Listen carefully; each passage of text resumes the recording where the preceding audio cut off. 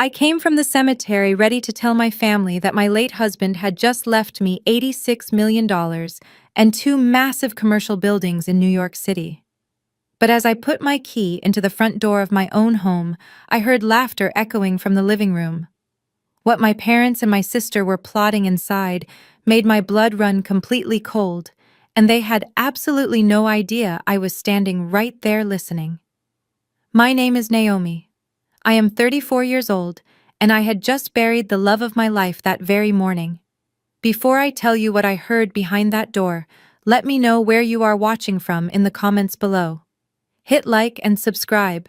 If you have ever been completely betrayed by your own flesh and blood, you are going to want to hear exactly how I dismantled their entire lives.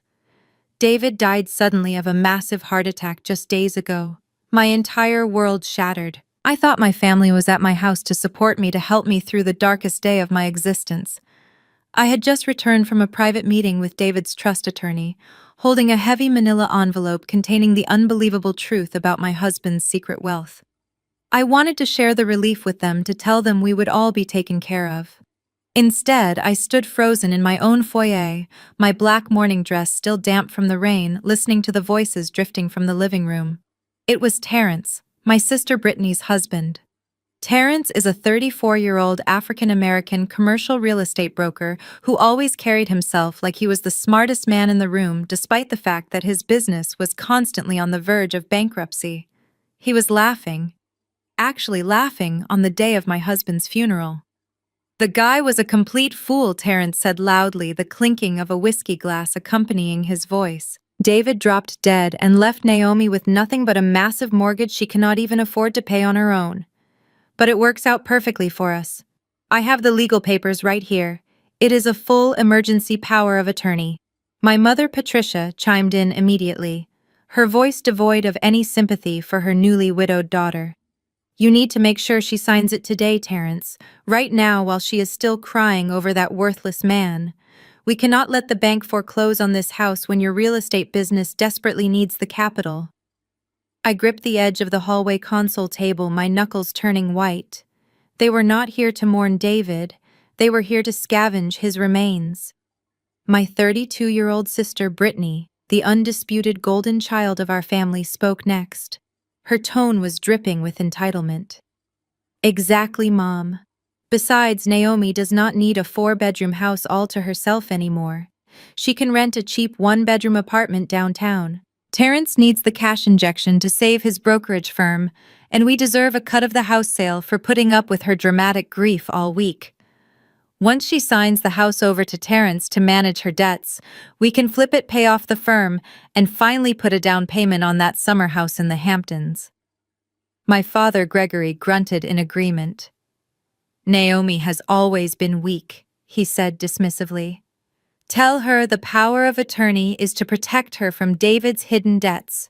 She is a forensic accountant, sure, but she is so blinded by grief right now she will not even read the fine print. Just put the pen in her hand and tell her it is for her own good." I stood in the shadows of the hallway, absorbing the sheer scale of their treachery. My own parents, my own sister. They thought I was a broken, helpless widow they could easily manipulate and throw out onto the street. They thought my husband died penniless. They thought I was too weak to fight back. But my father was wrong about one thing. Being a forensic accountant meant my brain was hardwired to detect fraud, and my grief had just violently transformed into a cold, calculated rage. I looked down at the manila envelope in my hands. $86 million in a private trust. 2 prime real estate buildings on Wall Street. I had the power to crush them financially with a single phone call. But walking in there and kicking them out would be too easy. They wanted to play a legal game of deception. I decided I would let them play, and I would let them dig their own graves. I took a deep breath, wiped my dry eyes, and forced my hands to tremble. I let out a loud, pathetic sob, pushed the living room door open, and walked into the lion's den. The heavy oak door swung open, and I let my knees buckle just a fraction of an inch, enough to make me look like I was struggling to stand. "Oh my God," I sobbed, covering my face with my hands. "It is just so quiet without him. The house feels completely empty." Instantly, the atmosphere in the room snapped into a chilling performance of grief. The laughter I had heard just moments before vanished, replaced by a suffocating blanket of fake sympathy.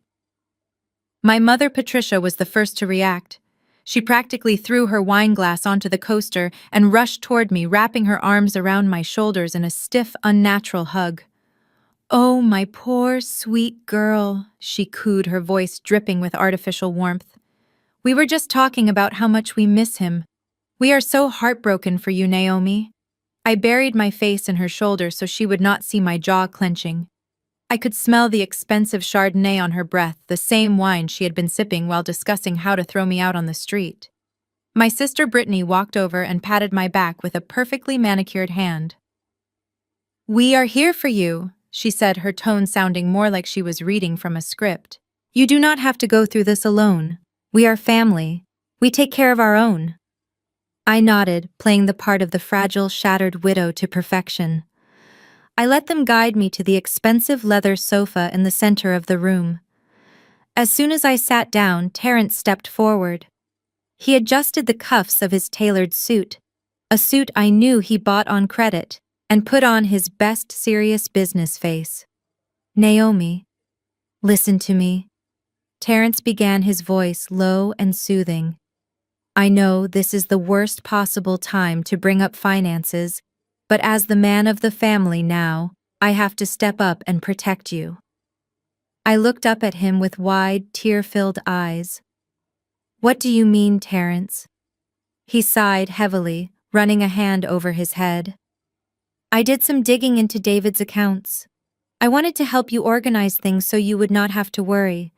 But Naomi, things are bad. David was hiding things from you. He left you drowning in debt.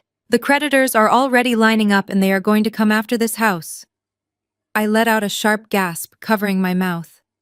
"What? No, David would never do that." My father Gregory leaned in from his armchair. "You have to face reality, Naomi." The boy was in over his head. "We always knew he was not as successful as he pretended to be. Now you are the one left holding the bag." Terrence reached into his leather briefcase and pulled out a thick stack of papers. "But you do not need to panic," he said smoothly. "I have a solution. Because of my connections in commercial real estate, I can shield your assets. I had my lawyers draft up an emergency power of attorney. It gives me the temporary legal authority to negotiate with the banks on your behalf, manage your properties, and keep the creditors from seizing your home." He slid the document across the glass coffee table right next to my mother's half-empty wine glass. He handed me a silver pen.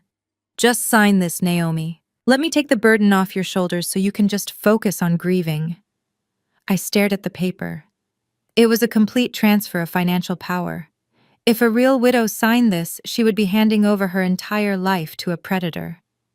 My heart pounded not from grief, but from the sheer adrenaline of the trap I was about to set. In my line of work as a forensic accountant, dealing with corporate fraud is a daily routine. Years ago, David and I had a long conversation about identity theft and financial security. We went to our trust attorney and officially registered a specific altered version of our signatures.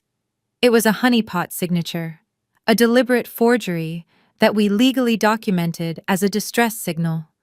If either of our names was ever signed using that specific slant and missing a key loop, it immediately flagged our accounts for federal review and invalidated the document entirely. I picked up the silver pen. My hand shook violently, a final touch of theatrical flair. I looked at Terrence, then at my mother, then at Brittany. They were all staring at the tip of the pen like starving wolves watching a piece of meat. "Thank you," I whispered, letting a single tear roll down my cheek. "Thank you all for protecting me." I pressed the pen to the paper. I deliberately changed the angle of my wrist. I flattened the N, skipped the loop on the M, and finished with a sharp, jagged line that looked nothing like my real signature. I signed every single page they put in front of me, planting the seeds of their destruction with every stroke of the pen. Terrence snatched the papers up the second I finished. A greedy, triumphant smile flashed across his face before he managed to hide it behind a look of solemn duty. Do not worry about a thing, Naomi, he said, sliding the weaponized document into his briefcase. I will handle everything from here. The second the brass clasp on Terrence's briefcase clicked shut, the entire energy in the room shifted. The soft, sorrowful expressions vanished from my parents' faces like a curtain dropping after a play. The heavy, suffocating blanket of fake sympathy evaporated, leaving only the cold, sharp reality of their greed. Terrence stood up, adjusting his tie, no longer looking at me with pity, but with the smug satisfaction of a man who just successfully conned a grieving widow out of her home. Brittany did not even wait for me to stand up. She immediately turned on her heel and marched straight down the hallway toward my master bedroom. I stayed seated on the sofa, listening to the heavy footsteps of my sister invading my private sanctuary. Drawers were opened and slammed shut. Hangers scraped loudly across the wooden rods in my closet. "What is she doing?" I asked, my voice barely above a whisper, maintaining my facade of a broken woman. "My mother." Patricia picked up her wine glass and took a large gulp, completely dropping the loving mother act. "She is being practical, Naomi." Patricia snapped, her tone suddenly harsh and annoyed. "Someone has to be. Funerals are expensive, and since your husband clearly did not leave a dime to pay for his own burial, Brittany is gathering some of your luxury items to sell. We have to cover these immediate costs somehow." I watched in stunned silence as Brittany re-emerged from the hallway, my jaw practically locked in place. She was carrying my authentic black Chanel flat bag in one hand and my Birkin in the other. Tucked under her arm was the velvet jewelry box David had bought me for our 5th anniversary. She dropped the bags onto the dining table with a careless thud and started tossing my diamond tennis bracelets and pearl necklaces into a canvas tote bag.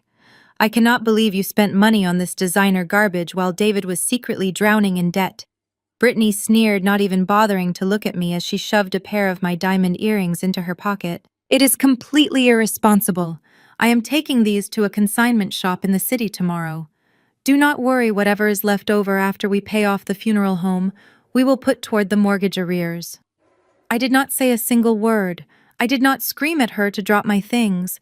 I did not tackle her to the floor, even though every instinct in my body was screaming at me to physically throw them all out of my house. I just let them steal. I let them take the physical items because they were nothing compared to the financial execution I was preparing for them. My father Gregory walked over and stood over me, casting a dark shadow across the couch. "Let this be a lesson to you, Naomi," he said, pointing a thick finger at my face. "We warned you about David. We told you he was a dreamer with no real business sense. You should have listened to us. You should have married a smart-driven businessman like Terrence. Look at him. He is running a massive commercial real estate firm in New York City, and you are sitting here about to lose the roof over your head." Terrence puffed out his chest, looking incredibly pleased with himself. "It is fine," Greg Terrence said, using my father's first name with a disgusting level of familiarity. "She made her bed, but we are family. I will bail her out. I always clean up the messes." I lowered my head, hiding my face behind my hands, as if I were crying uncontrollably. Under the cover of my arms, I slipped my phone out of my pocket. I unlocked the screen and opened my encrypted messaging app, going straight to the secure chat with my Manhattan trust attorney. The message I typed was short, precise, and lethal.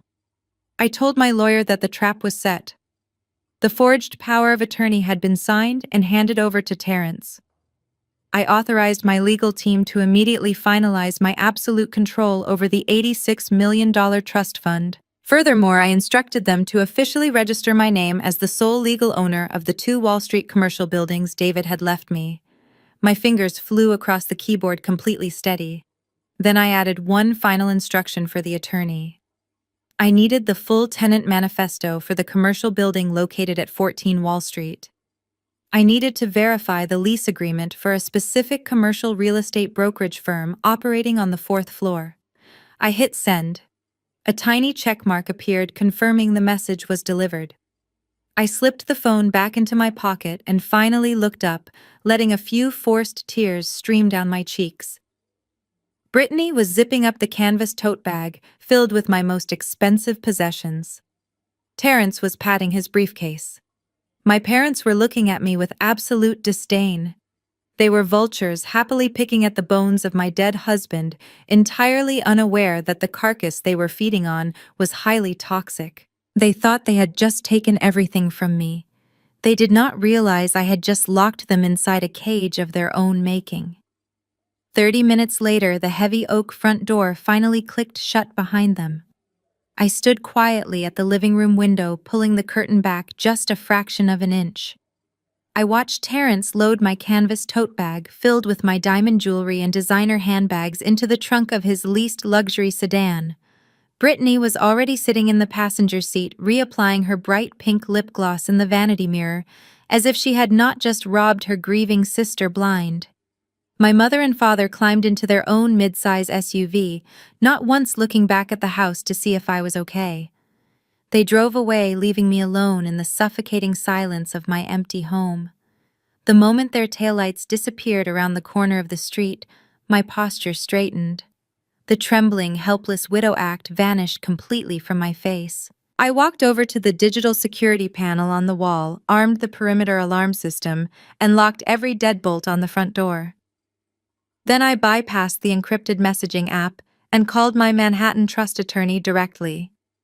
His name was Mr. Harrison, a seasoned corporate lawyer who exclusively handled high-net-worth estates. He answered on the second ring, expecting my call.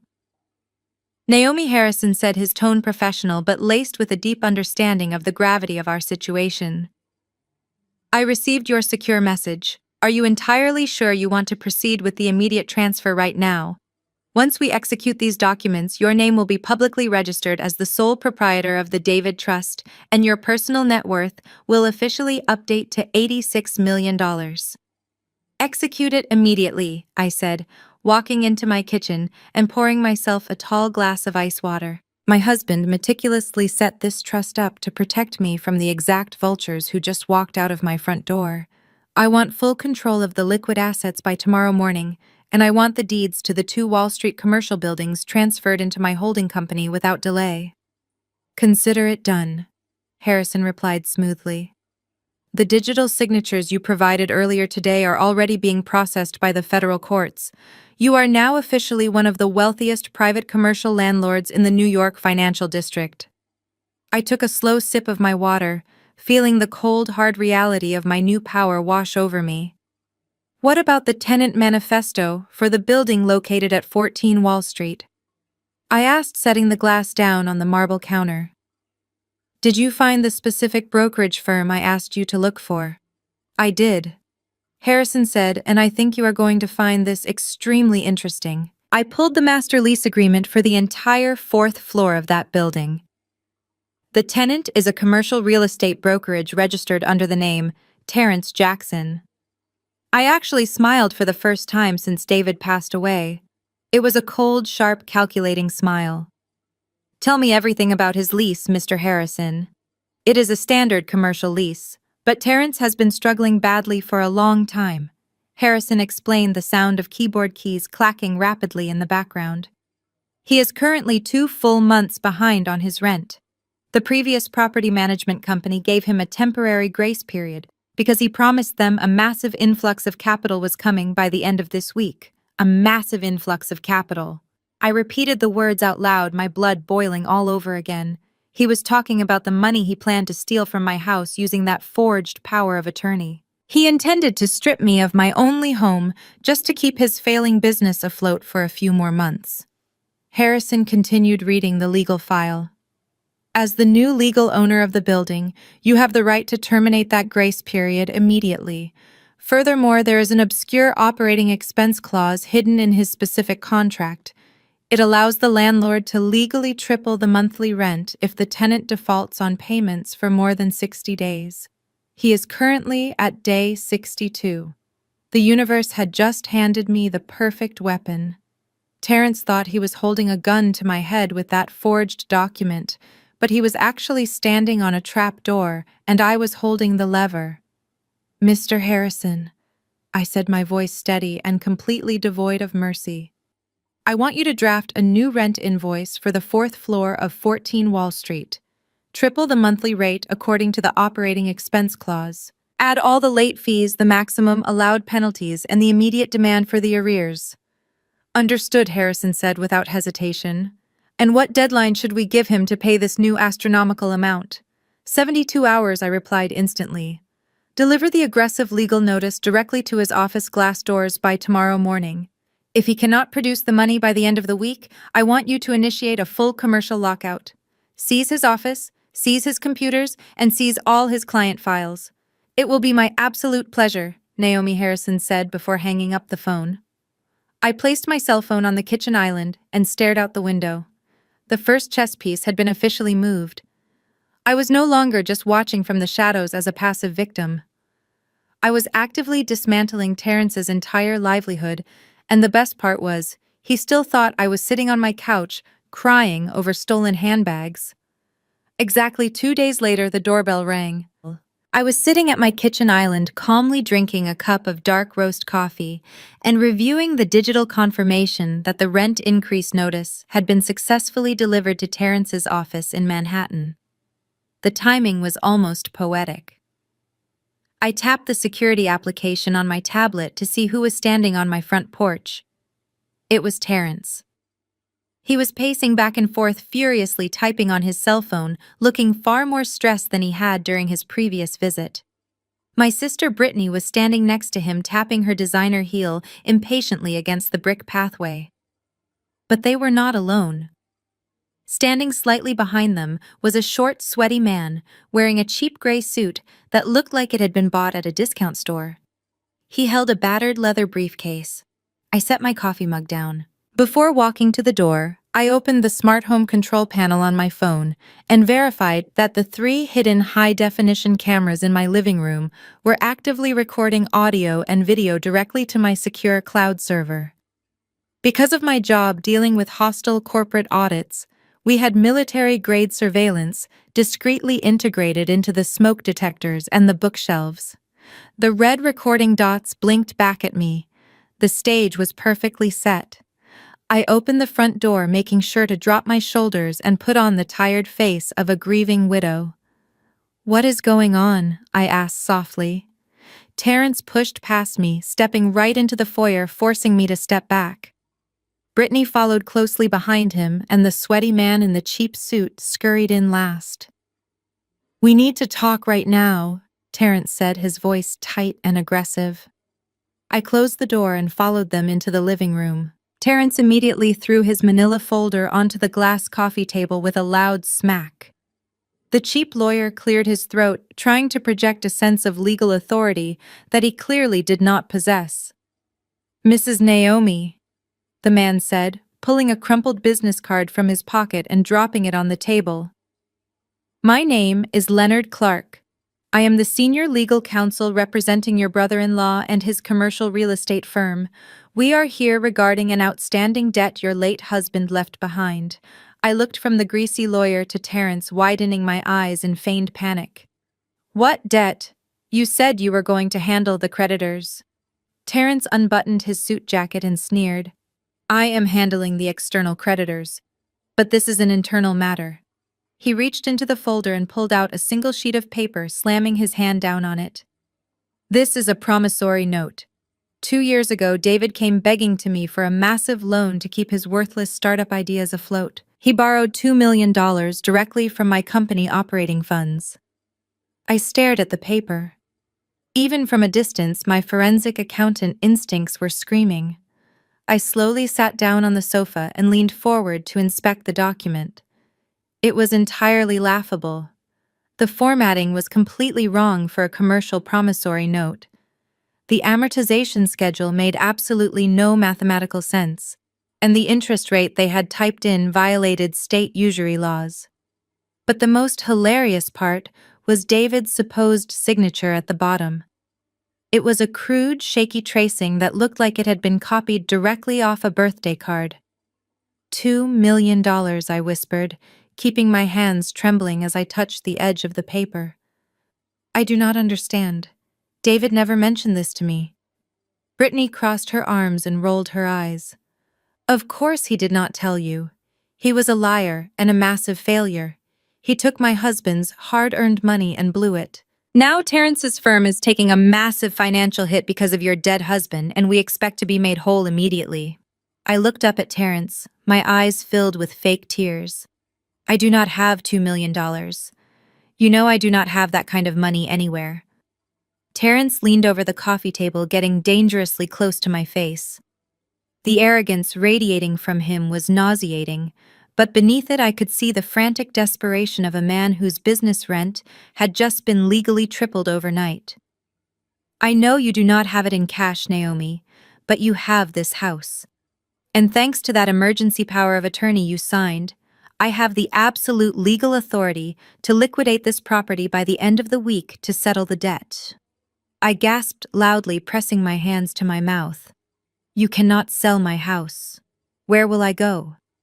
Terrence smiled a cold, predatory grin. I do not want to put you on the street. I am a reasonable man. So I will offer you a deal. I know you have personal savings accounts. Wire me every single dollar of liquid cash you currently possess by tomorrow morning. If you give me whatever savings you have to help stabilize my company, I will hold off on seizing the house for another month. Refuse, and my lawyer here will start the eviction and liquidation process on Friday. It was textbook extortion. He was using a forged legal document to threaten me out of my personal savings, completely unaware that the hidden cameras were capturing every single frame of his federal crime in crystal clear audio and visual resolution. I stared at Terrence, letting my hands shake as I held the forged promissory note. I forced a panicked sob into my chest. $2 million, I repeated, shaking my head frantically. Terrence, I do not understand. How is this even possible? David never had that kind of money, and how could your brokerage afford to lend out $2 million in cold cash without bankrupting your own operations? Terrence scoffed, clearly insulted that I would question his financial capabilities. He buttoned his cheap suit jacket and puffed out his chest. That is because you do not understand high-level commercial finance, Naomi. You balance spreadsheets for a living, but I actually move markets. When you are a major player in New York real estate, liquidity is just a matter of creative accounting. I wiped a tear away, looking up at him with wide, innocent eyes. But how, I asked, my voice trembling with fake awe. The federal banking regulations are so strict. If David took that much money from your operating fund, how did you pass your annual audits? How did you move $2 million to him without triggering a federal review? Terrence smiled. The bait was set, and his massive ego swallowed it whole. It takes a certain level of genius, Naomi, Terrence bragged, taking a slow, arrogant lap around my living room. He was performing for me for Brittany, and unwittingly for the 3 high-definition cameras recording his every word. You see, when David came crying to me for help, I knew I could not just write him a personal check. That would raise too many red flags, so I set up a series of shell corporations in Delaware. I took out multiple commercial lines of credit under my brokerage name, inflating the value of my current real estate portfolio to secure the loans. My heart did a happy leap. Inflating the value of assets to secure a loan. That was textbook bank fraud, a federal offense. And the banks just gave it to you, I asked, pretending to be completely amazed by his brilliance. Of course they did. Terrence laughed, completely high on his own perceived intelligence. Because I know how to manipulate the system. I doctored the appraisal reports. I showed the banks projected revenue streams that did not even exist yet. Once the cash hit my primary operating account, I immediately wired it across state lines into the dummy LLCs I created. By bouncing the funds through 3 different states, I effectively washed the origin of the money before funneling it to your dead husband. It was entirely untraceable. Wiring fraudulently obtained funds across state lines. Wire fraud.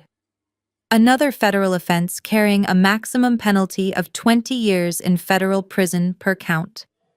And he was confessing to it loudly, clearly, and proudly in my living room. The cheap lawyer Leonard Clark shifted uncomfortably on his feet. He nervously cleared his throat. Terrence, he muttered. Perhaps we should not discuss the specific proprietary mechanisms of your business operations. Terrence waved his hand dismissively, shutting his own lawyer down. Relax, Leonard. She is a grieving widow, not the FBI. Besides, she needs to understand exactly how much I risked to save her husband. I put my own neck on the line, Naomi. I manipulated federal banking documents to bail out your family. And now my creative accounting is catching up with me. The banks are asking questions, and I need that capital back in my accounts immediately to cover the paper trail. Brittany crossed her arms, looking at me with absolute disgust. So you see, Naomi Terrence is actually a hero. He broke the rules to help David, and now you are acting like we are the bad guys for asking for our own money back. You should be thanking him on your knees. Instead, you are sitting there hoarding your savings while his business takes the hit. I looked down at my lap, hiding the fierce, triumphant gleam in my eyes. I had it. I had the complete verbal confession. He had just admitted to bank fraud, wire fraud, and money laundering, all to establish a fake backstory for a forged $2 million promissory note. It was a masterpiece of self-destruction. I let out a long, shaky breath and looked back up at Terrence. "Okay," I whispered, my voice thick with fake defeat. "Okay, Terrence, you win. I cannot fight you. I cannot lose this house." Terrence smirked victory, practically radiating from his pores. "I thought you might see reason." "I just need a little time," I pleaded. "I need to go to the bank tomorrow morning. I will drain my savings accounts and my emergency fund. I will get you the cash to stabilize your firm. Just please promise me you will not let Leonard seize my home." Terrence reached over and patted my shoulder condescendingly. "As long as the wire transfer hits my account by noon tomorrow, you get to keep your house for another month. See? I told you I take care of family." They turned and walked toward the front door, Leonard practically running to get out of the house. I stayed seated on the sofa watching them leave. Terrence thought he had just secured the funds to save his failing real estate firm. He did not know his firm had already been legally locked out for unpaid rent, and he certainly did not know he had just handed a forensic accountant a complete recorded confession to multiple federal crimes. I did not even have time to finish my cold coffee before the heavy brass knocker on my front door started pounding aggressively. Terrence had not even been gone for an hour. I glanced at the security tablet on the kitchen island. It was my parents, Gregory and Patricia. Their faces were twisted with anger, clearly having just received a phone call from Terrence, updating them on his successful extortion attempt. I walked back to the foyer and unlocked the deadbolt. Before I could even turn the handle completely, my father pushed the door open violently, forcing me to step backward against the wall.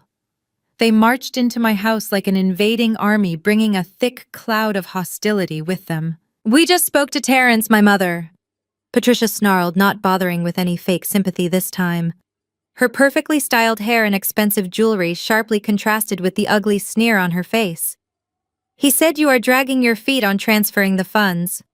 What exactly is your problem, Naomi?" I closed the front door and followed them into the living room, ensuring they were perfectly framed by the hidden cameras. "I told him I need time," I said softly, keeping my voice submissive and my shoulders slumped. "That is a massive amount of money to move, Mom. I cannot just snap my fingers and drain my accounts." Patricia scoffed, crossing her arms over her expensive cashmere sweater. "Do not play dumb with me. You have a massive retirement account from your corporate accounting job. You have emergency funds. You even have that luxury SUV sitting in the driveway. Sell the car. Drain the retirement accounts. You need to make Terrence whole immediately." I stared at her, letting the absolute absurdity of her demands hang in the air. "You want me to liquidate my entire retirement and sell my only mode of transportation to pay off a forged debt?" "It is not forged," my father Gregory bellowed, his face turning a dark shade of red. "It is a legitimate business loan that your absolute failure of a husband took from our brilliant son-in-law." "You are a selfish burden, Naomi. You have always been a selfish burden. Even when you were a child, you always made things difficult for this family." Patricia took a step closer to me, her eyes practically glowing with malice. "Your father is right," she hissed. "You were always so jealous of Brittany. You hated that she was beautiful. You hated that she was popular. You hated that she married a highly successful commercial real estate broker, while you settled for a pathetic dreamer who left you with absolutely nothing." We always knew Brittany was the one destined for greatness. Terrence is trying to save this family, and you are sitting here hoarding your little savings accounts while his business suffers. Every word out of her mouth was an absolute gift. It was a flawless, recorded documentation of her toxic favoritism and her malicious intent to strip me of my assets. I did not even need to prompt her. She was happily digging her own grave on camera.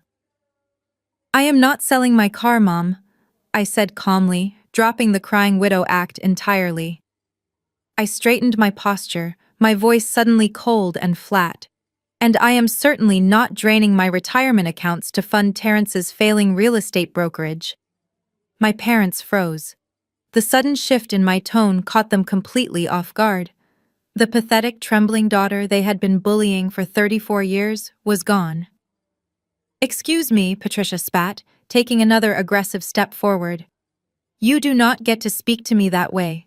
You owe us for putting up with you." "It is my house," I replied, staring her dead in the eye without blinking. "And I am asking you to leave my property immediately." Gregory let out a loud, mocking laugh, planting his feet firmly on my rug. "You are not kicking us out.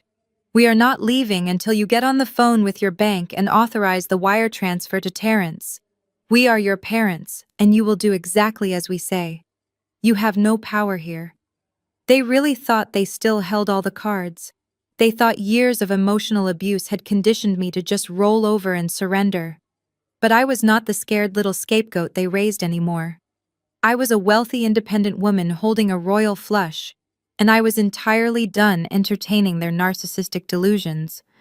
"I gave you a polite warning," I said, reaching into my pocket and pulling out my cell phone. I opened the smart home security application. Patricia lunged forward, trying to snatch the phone right out of my hand. "Are you calling the police?" she screamed. "You ungrateful brat!" I did not call the police. The local police were entirely too small for the federal case I was building. Instead, I simply tapped the large red panic button on the screen. Instantly, the house erupted. A deafening 120 decibel security siren blasted from hidden speakers in every single room. Flashing red strobe lights pulsed from the ceiling corners, turning the elegant living room into a chaotic emergency zone. The sheer volume of the alarm was physically painful, designed to disorient intruders. My parents clamped their hands over their ears, their faces twisting in pure shock and agony. Gregory shouted something at me, his face purple with rage, but his voice was completely drowned out by the piercing electronic shriek. Patricia stumbled backward, her designer heels slipping clumsily on the hardwood floor as she scrambled desperately toward the foyer. I stood perfectly still in the center of the living room, completely unfazed by the noise. I watched with cold, silent satisfaction as the two people who were supposed to love and protect me practically crawled out of my front door like terrified rats fleeing a sinking ship. The heavy oak door slammed shut behind them. I tapped my phone screen, and the house instantly fell back into a dead, peaceful silence. They were gone. And they had just finalized their roles as accomplices. The next morning, I sat at my kitchen island with my laptop open, sipping a fresh cup of dark roast coffee. I had securely logged into the private surveillance network for the commercial building located at 14 Wall Street. As the new legal owner, I had full administrative access to the high-definition security cameras installed in the hallways. I pulled up the live camera feed for the 4th floor, making sure I had a perfect view of the heavy glass double doors leading into Terrence's real estate brokerage. Right on schedule at exactly 8:45, the elevator doors chimed open. Terrence strutted out into the hallway holding a cup of expensive artisan coffee. He was wearing another tailored suit he could not actually afford, walking with the arrogant swagger of a man who firmly believed he was just hours away from receiving a massive wire transfer from his naive, grieving sister-in-law. He thought he had completely won our little game. He thought he had broken me into total submission. Then he stopped dead in his tracks. Taped directly to the center of his pristine glass doors was a massive bright yellow legal eviction notice. It was impossible to miss. It was not a discreet envelope slid quietly under the door to save his pride. It was a humiliating, highly visible declaration of his financial failures taped up at eye level for every other tenant and client on the floor to see. I watched through the high-definition camera as Terrence's arrogant swagger instantly evaporated. He practically dropped his coffee cup as he lunged forward and ripped the yellow paper off the glass. Even without audio, I could see the exact moment the blood drained completely from his face.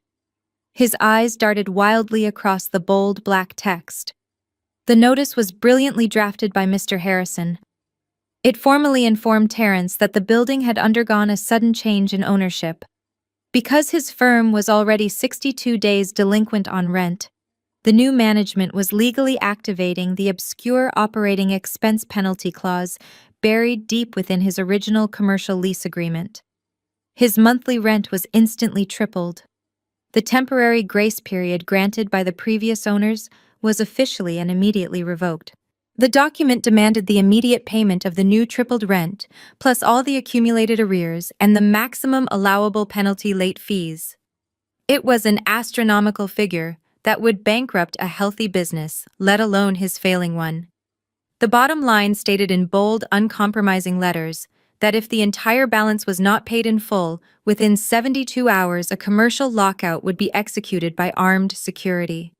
The locks would be changed, his assets would be seized, and his business would be liquidated to cover the debt. On the security feed, Terrence began to hyperventilate. He frantically dug his keys out of his pocket, his hands shaking so violently he dropped them on the carpeted floor twice before finally unlocking his office door. He rushed inside, leaving the door wide open. I switched the camera feed to the interior lobby of his office. He sprinted past his confused young receptionist, shouting something that made her flinch and drop her pen. He ran into his private office, slamming the heavy wooden door behind him. I could picture exactly what he was doing in there. He was tearing through his filing cabinets, throwing papers everywhere, trying to find his original lease copy to prove the notice was illegal. But he would find exactly what Mr. Harrison had found. The penalty clause was very real, and it was absolutely bulletproof. My phone buzzed on the marble counter. It was a text from Mr. Harrison. He just called the property management hotline, Harrison wrote.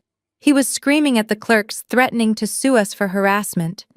We informed him the legal department stands by the written notice, and we disconnected the call. I smiled, typing back a quick response. Excellent work. Let him sweat. Terrence's entire fake empire was collapsing on top of him. He was a man who projected the flawless image of a Wall Street titan, but the stark reality was he was completely broke, drowning in massive debt, and just days away from being locked out on the street. His only lifeline was the money he was trying to extort from me, using that forged, promissory note. Suddenly, my cell phone rang loudly. The caller ID flashed Terrence's name. I let it ring 3 full times before I finally answered, making sure my voice sounded suitably anxious and defeated. "Hello," I answered softly. Naomi Terrence barked, his voice cracking with sheer panic. He was trying to sound authoritative, but the desperation was bleeding through every single syllable. "Where is the wire transfer? You said you were going to the bank this morning. I need those funds in my operating account immediately." I dragged my fingernails slowly across the countertop, savoring his terror. "I am trying." "Terrence," I lied smoothly. "But my bank flagged the transfer because it is such a large amount. They put a temporary federal hold on my accounts to verify the transaction. It might take a few days to clear." "A few days?" Terrence practically screamed into the phone. "I do not have a few days. You need to go down there right now and force them to release the money. Tell them it is an absolute emergency. If I do not get that cash by tomorrow morning, we are all going to lose everything." He was losing his mind. He hung up the phone abruptly. Returning my attention to the camera feed, I watched him burst out of his office, his tie loosened, sweat shining on his forehead. The trap was tightening perfectly. Returning my attention to the camera feed, I watched him burst out of his office, his tie loosened, sweat shining on his forehead. The trap was tightening perfectly. Terrence did not waste a single second. He practically sprinted out of the building and hailed a cab heading straight for the main commercial branch of a prominent national bank located just a few blocks down the street. He was carrying his expensive leather briefcase, clutching it against his chest, like a life preserver in a stormy ocean. Inside that briefcase was the forged emergency power of attorney. The document he firmly believed was his golden ticket out of bankruptcy. He thought he was about to outsmart the entire banking system. He had absolutely no idea he was walking straight into a meticulously designed federal snare. What Terrence did not know, and what his massive ego would never allow him to suspect, was that I had spent the previous evening making several highly classified phone calls. Because of my specialized career in forensic accounting, I had direct trusted contacts within the Financial Crimes Division of the FBI and the Fraud Prevention Unit of the IRS. I had officially flagged my own Social Security number, the property deed to my house, and every single one of my personal and corporate financial accounts. I provided the authorities with the exact digital details of the honeypot signature I had used on the forged power of attorney. I explicitly warned them that a man named Terrence Jackson would be attempting to use that specific forged legal document to initiate a massive unauthorized line of credit. The federal authorities were not just passively waiting for him to make a move. They had rolled out the red carpet and set the cameras rolling. Terrence marched into the bank lobby, completely bypassing the regular teller lines, and demanded an immediate meeting with a senior loan officer. Through my later discussions with the fraud department, I learned exactly how the scene unfolded. Terrence sat down in one of those plush leather chairs, oozing fake confidence and Wall Street bravado. He slapped the forged power of attorney onto the mahogany desk. He smoothly explained that his grieving sister-in-law was mentally unfit to handle her complicated finances, and that he was legally authorized to take out a maximum capacity home equity line of credit against her fully paid-off house. He aggressively demanded an immediate cash advance of $500,000 to be wired directly into his commercial brokerage account to cover urgent operational expenses. The senior loan officer took the document with a professional nod. The moment he scanned the paperwork and entered my Social Security number into the secure banking system, a silent, invisible alarm instantly triggered across multiple federal databases. The honeypot signature was automatically detected. The massive fraud alert flashed bright red on the officer's computer screen. But standard federal protocol for major bank fraud investigations strictly dictates that the bank employee must never alert the suspect. They are highly trained to play along to secure the physical evidence, and to let the criminal believe the transaction is proceeding exactly as planned. The loan officer smiled politely at Terrence, stacked the fraudulent papers neatly, and handed him a preliminary approval receipt. He smoothly informed Terrence that the line of credit was officially approved, but because it was a high-value transaction, utilizing a third-party power of attorney, the funds were subject to a mandatory 72-hour federal review hold before the wire transfer could be completely cleared. Terrence, completely blinded by his own arrogance and his desperate need for cash, bought the lie without a single second of hesitation. He thought a 72-hour hold was just standard banking bureaucracy for large transfers.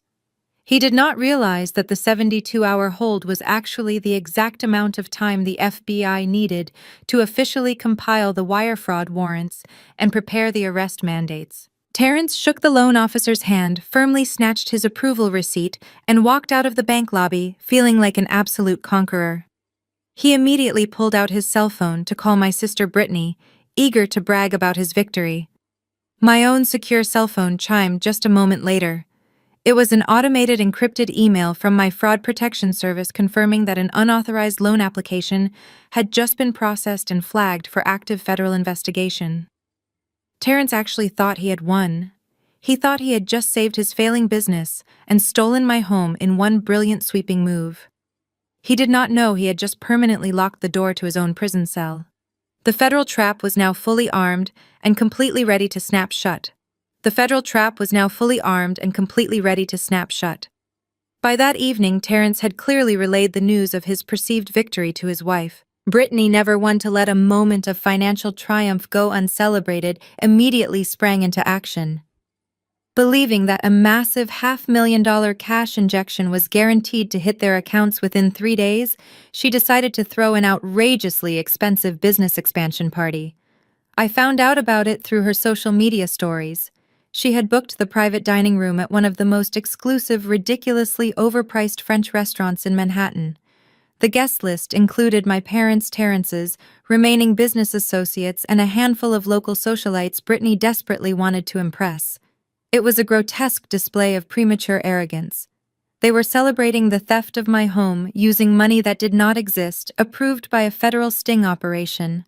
I knew I had to be there. I chose a sleek tailored black evening gown, pinned my hair up elegantly, and called a private black car to take me into the city. I did not have an invitation, but I did not need one. I was the one pulling the strings of their entire reality. When I arrived at the restaurant, the maitre d' tried to stop me asking for my reservation. I simply gave him the name of Terrence's party and walked past him, following the sound of clinking glasses and loud, obnoxious laughter. I pushed open the heavy mahogany doors of the private dining room. The space was dripping with crystal chandeliers and overflowing with imported floral arrangements. Terrence was standing at the head of a long marble table, holding a glass of wine, loudly boasting to a group of investors about his brilliant new real estate acquisitions. My mother, Patricia, was the first to spot me. Her face instantly dropped. She leaned over and frantically tapped Brittany on the shoulder. My sister turned around, her fake camera-ready smile vanishing the second her eyes locked onto mine. She excused herself from her wealthy friends and marched straight across the room toward me, her heels clicking aggressively against the polished hardwood floor. "What are you doing here, Naomi?" Brittany hissed under her breath, her eyes darting around the room to see if anyone was watching us. "You were absolutely not invited to this. This is an exclusive celebration for Terrence's firm." I smiled, keeping my voice perfectly calm and pleasant. "I am family Brittany. I thought we were all about supporting each other through hard times. Since Terrence was so kind to handle my financial burdens, I wanted to come and congratulate him on his big success."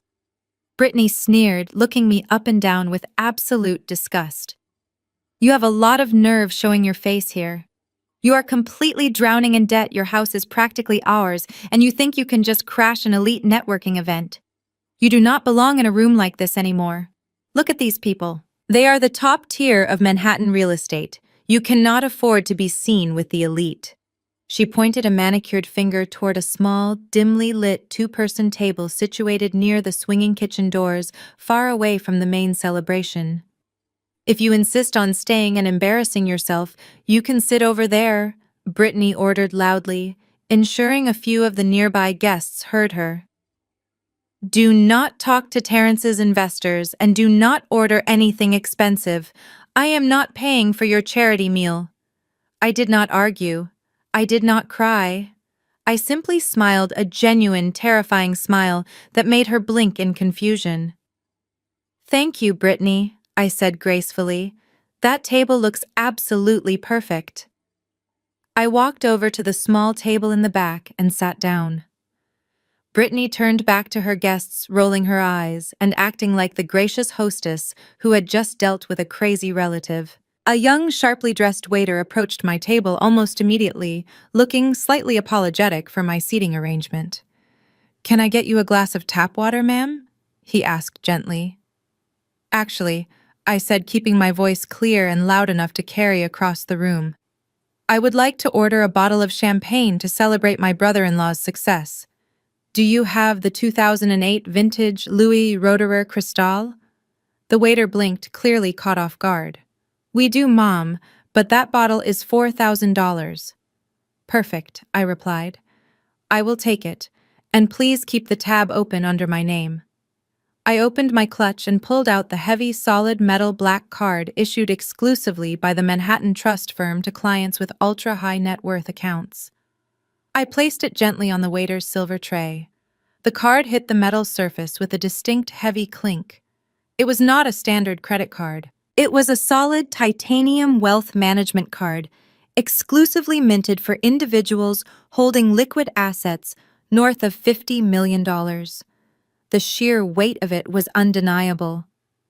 The waiter looked down at the card, and his entire posture instantly transformed. He recognized the insignia immediately. It was a card that demanded absolute, unquestioning respect, the kind of card Terrence and Brittany could only dream of holding.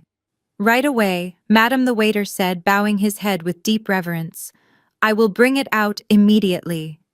As the waiter hurried away, I looked across the room. Terrence and Brittany were staring at me, their faces suddenly tight with confusion. They had heard the price of the champagne. They had seen the waiter's dramatic shift in behavior.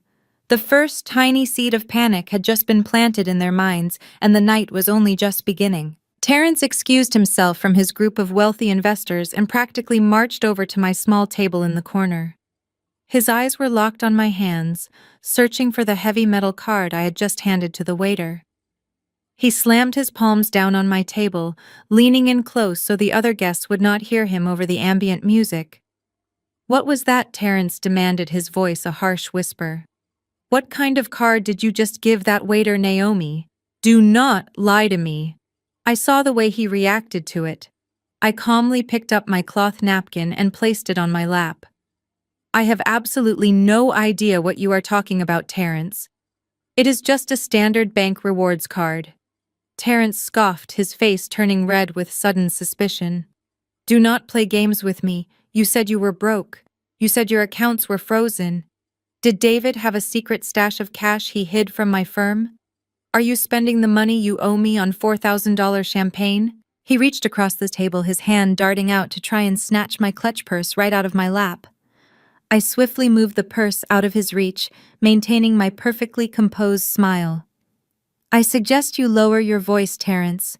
You are making a scene in front of your very important investors. My bank issued a temporary promotional card while my accounts are on hold. That is all. Now please go back to your party. You are interrupting my dinner." Terrence glared at me, his jaw clenching so hard a muscle twitched in his cheek. "If I find out you are hiding David's money from me, I will have my lawyers drain every single cent you possess." He turned on his heel and stormed back to the main table, grabbing a fresh glass of whiskey from a passing tray and downing it in one single gulp. A few minutes later, the waiter returned to my table reverently carrying the chilled bottle of vintage Cristal. He poured it flawlessly into my crystal flute. I took a slow, luxurious sip, letting the crisp bubbles dance on my tongue. It tasted exactly like victory. From my vantage point in the corner, I had the perfect view of the entire room. I watched Terrence try to regain his confident swagger, but the brief interaction with me had clearly rattled him. Then it happened. Right in the middle of a pompous toast being given by my father, Terrence's cell phone buzzed loudly on the marble table. Terrence picked it up, expecting it to be a congratulatory message from a client or a business update. Instead, I watched his expression morph from mild annoyance to absolute, unadulterated terror. The color drained from his face so quickly, he looked like he was going to pass out right into his plate of expensive caviar. He stared at the glowing screen, his eyes wide and unblinking. I knew exactly what that email said. My contacts at the Federal Fraud Prevention Unit had informed me of their automated notification protocols. The bank had officially updated the status of his fraudulent line of credit application. The email explicitly stated that the requested $500,000 transfer was no longer just on a standard administrative hold. It had been officially escalated. The subject line read, "Urgent Notice of Federal Review and Asset Verification." Terrence began to sweat profusely. He tugged violently at the collar of his expensive tailored shirt, suddenly suffocating in his own clothes. Brittany leaned over and touched his arm, asking him what was wrong. Terrence violently shoved her hand away, completely ignoring his own wife. He frantically scrolled through the email, reading the terrifying federal jargon. The bank was demanding immediate in-person authentication of the power of attorney document by the original signatory to clear the federal block. He was completely trapped. His rent was due in less than 24 hours. His prestigious office was about to be locked down, and his stolen money was now permanently locked inside an active federal investigation vault. Terrence abruptly stood up his chair, scraping loudly against the hardwood floor. He ignored the confused stares of his wealthy investors and my parents. He lunged toward his leather briefcase resting near the wall, tearing it open and frantically pulling out a crumpled stack of legal papers.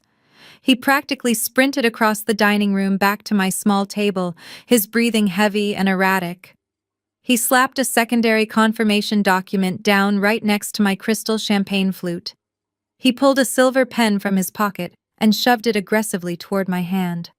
"Sign this!" Terrence hissed, his voice trembling with sheer panic.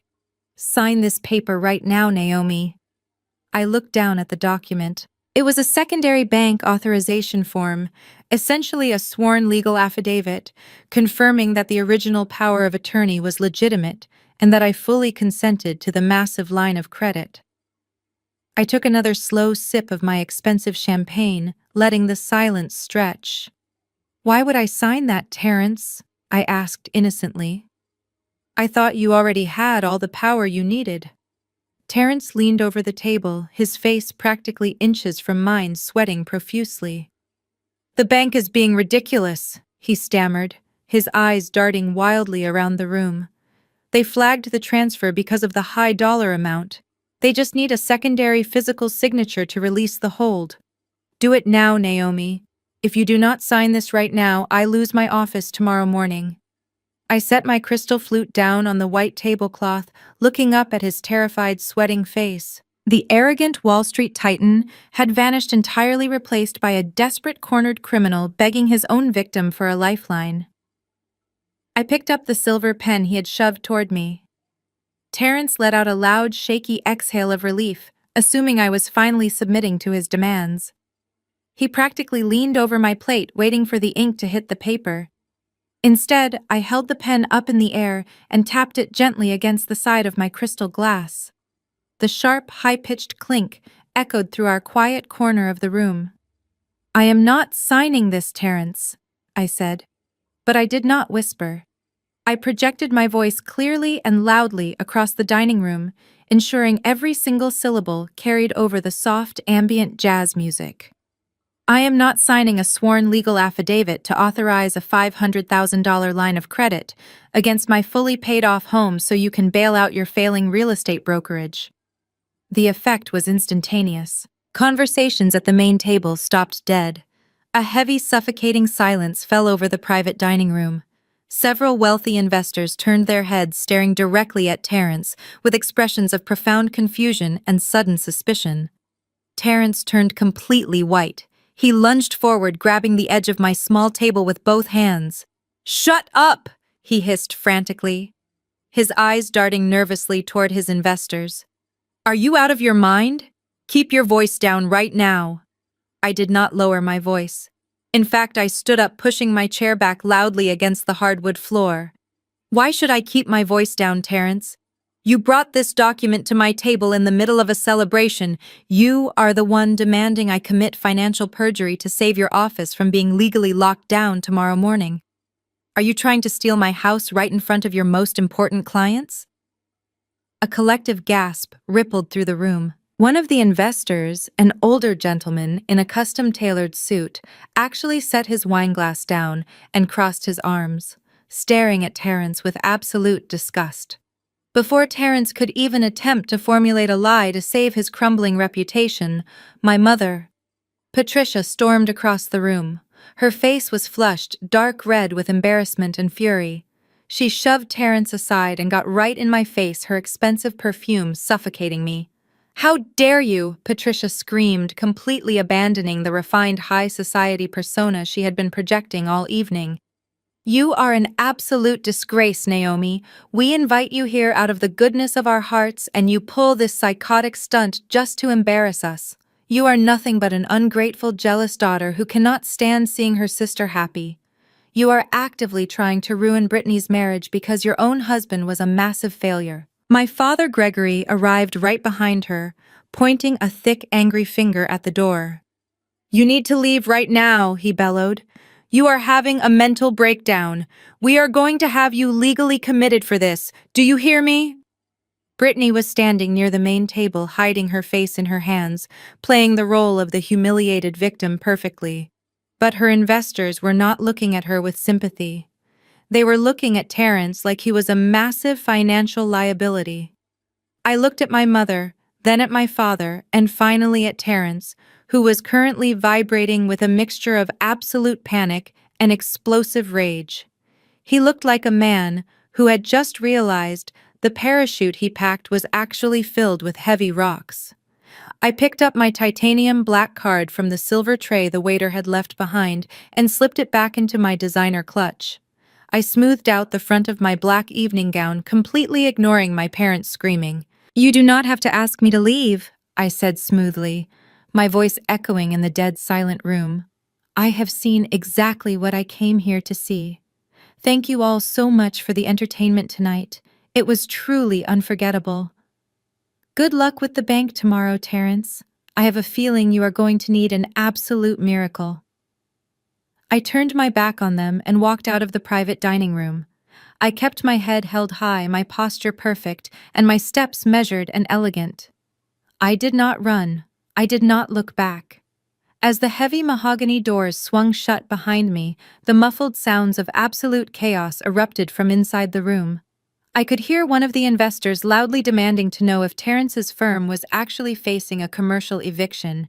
I heard Terrence stammering desperately, trying to lie his way out of a burning building. And I heard my mother shrieking my name. I walked through the main restaurant lobby, stepped out into the crisp New York night air, and climbed into the back of my waiting private car. Terrence thought the worst thing happening to him was losing his investors and his office space. He still had absolutely no idea about the federal mandates waiting for him. The trap was locked, the key was thrown away, and my revenge was only just getting started. The morning after the disastrous dinner party, I arrived early at my corporate office in Midtown Manhattan. The adrenaline from the previous night had settled into a cold, sharp focus. I sat at my desk reviewing the latest encrypted updates from my trust attorney, Mr. Harrison. Terrence was officially locked out of his office. Building security had changed the deadbolts at exactly 6 o'clock that morning. But before I could even process the massive satisfaction of that particular victory, my secure office phone rang loudly. It was the front desk receptionist, and she sounded incredibly stressed. She told me my parents were in the lobby and they were threatening to call building security if I did not come out to see them immediately. I took a deep breath, smoothed my tailored skirt, and walked out to the main reception area. Gregory and Patricia were pacing aggressively across the marble floor. They were dressed in their usual pretentious country club attire, completely out of place in a high-security forensic accounting firm. When Patricia saw me, her eyes narrowed with pure venom. She did not bother saying hello. She simply grabbed my arm, her manicured nails digging painfully into my skin, and dragged me toward the nearest empty glass conference room. My father followed closely behind, carrying a massive, thick leather binder. He slammed the conference room door shut and immediately threw the heavy binder onto the polished mahogany table. The loud thud echoed in the small space. "Sit down, Naomi." My father commanded, his voice dripping with absolute authority. "We are done playing these childish games with you." I remained standing, crossing my arms over my chest. "I am at work," I said calmly. "You have exactly 3 minutes to tell me what you want before I have security escort you out of the building." Patricia let out a harsh, condescending laugh. "You are not calling security on anyone," she sneered. "You are in absolutely no position to make demands after the psychotic stunt you pulled last night. You embarrassed this family in front of Manhattan's elite. You tried to humiliate Terrence while he is working tirelessly to save you from your own financial ruin." Gregory tapped his thick finger against the leather binder on the table. "You are clearly having a severe mental breakdown due to your grief," he stated coldly. "You are acting erratically. You are refusing to pay your husband's legitimate debts, and you are creating public disturbances. Terrence called us this morning in tears. He said his office was illegally locked down because you failed to authorize the bank transfer. You are deliberately destroying your own family." I stared at the binder, recognizing the legal formatting on the visible tabs. "What is that?" I asked, keeping my tone perfectly neutral. "It is your wake-up call," Patricia said, stepping closer to me. "It is an emergency petition for a conservatorship." The word hung in the air, heavy and incredibly toxic. A conservatorship. It is a severe legal mechanism in the United States designed for individuals who are entirely incapacitated, like elderly patients with advanced dementia, or people in comas. It strips a person of their basic human rights, handing total control of their finances, medical decisions, and personal autonomy over to a legal guardian. We have already spoken to a family court judge and a private psychiatric evaluator, Gregory boasted, looking incredibly smug. They both agree that your current behavior is highly indicative of a severe grief-induced psychotic break. If you do not wire that $500,000 to Terrence by noon today, we are filing this petition at 1 o'clock. The court will freeze every single one of your bank accounts. They will appoint us as your permanent legal guardians. Patricia smiled, a chilling, triumphant expression. "Once we are in control of your estate, Naomi, we will authorize the sale of your house ourselves. We will pay Terrence what he is owed, and we will put you in a quiet residential facility where you can get the psychiatric help you so clearly need. You will not have access to a single credit card, a vehicle, or a cell phone without our explicit written permission." I stood absolutely still, processing the sheer magnitude of their cruelty. They were not just trying to steal my money anymore. They were actively attempting to erase my entire existence. They were willing to lock their own daughter in a psychiatric ward and strip away her civil liberties just to fund their golden child's fake lifestyle. They thought the threat of a conservatorship would break my spirit completely. They thought I would drop to my knees and beg for mercy. Instead, my mind began calculating the exact legal requirements of a conservatorship hearing. To file that petition, they would have to submit all of their own financial records to the court to prove they were responsible fiduciaries. They would have to testify under oath. They were literally volunteering to walk into a federal courthouse and put their names on the public record right as the FBI was closing in on Terrence. "You have until noon, Naomi," my father threatened, pointing at the door. "Wire the money or lose your freedom. The choice is yours." They turned and walked out of the conference room, leaving the heavy binder on the table as a terrifying reminder of their power. I waited until they were in the elevator before I picked up the binder and walked back to my desk. I did not feel fear. I felt the absolute, undeniable thrill of watching my enemies willingly walk straight into the deadliest trap I could have ever designed. I dropped the binder on the conference room table and sprinted out into the hallway, catching up to my parents, just as they reached the elevator bank. "Wait!" I called out, letting my voice crack with manufactured panic. "Please do not do this." Gregory and Patricia turned around. The smug satisfaction on their faces was absolutely sickening. They had been waiting for this exact reaction. They thrived on my submission. I forced my hands to shake as I approached them, playing the role of the terrified, broken daughter to absolute perfection. "You cannot file that petition," I pleaded, letting a few tears spill over my eyelashes. "Please, Mom.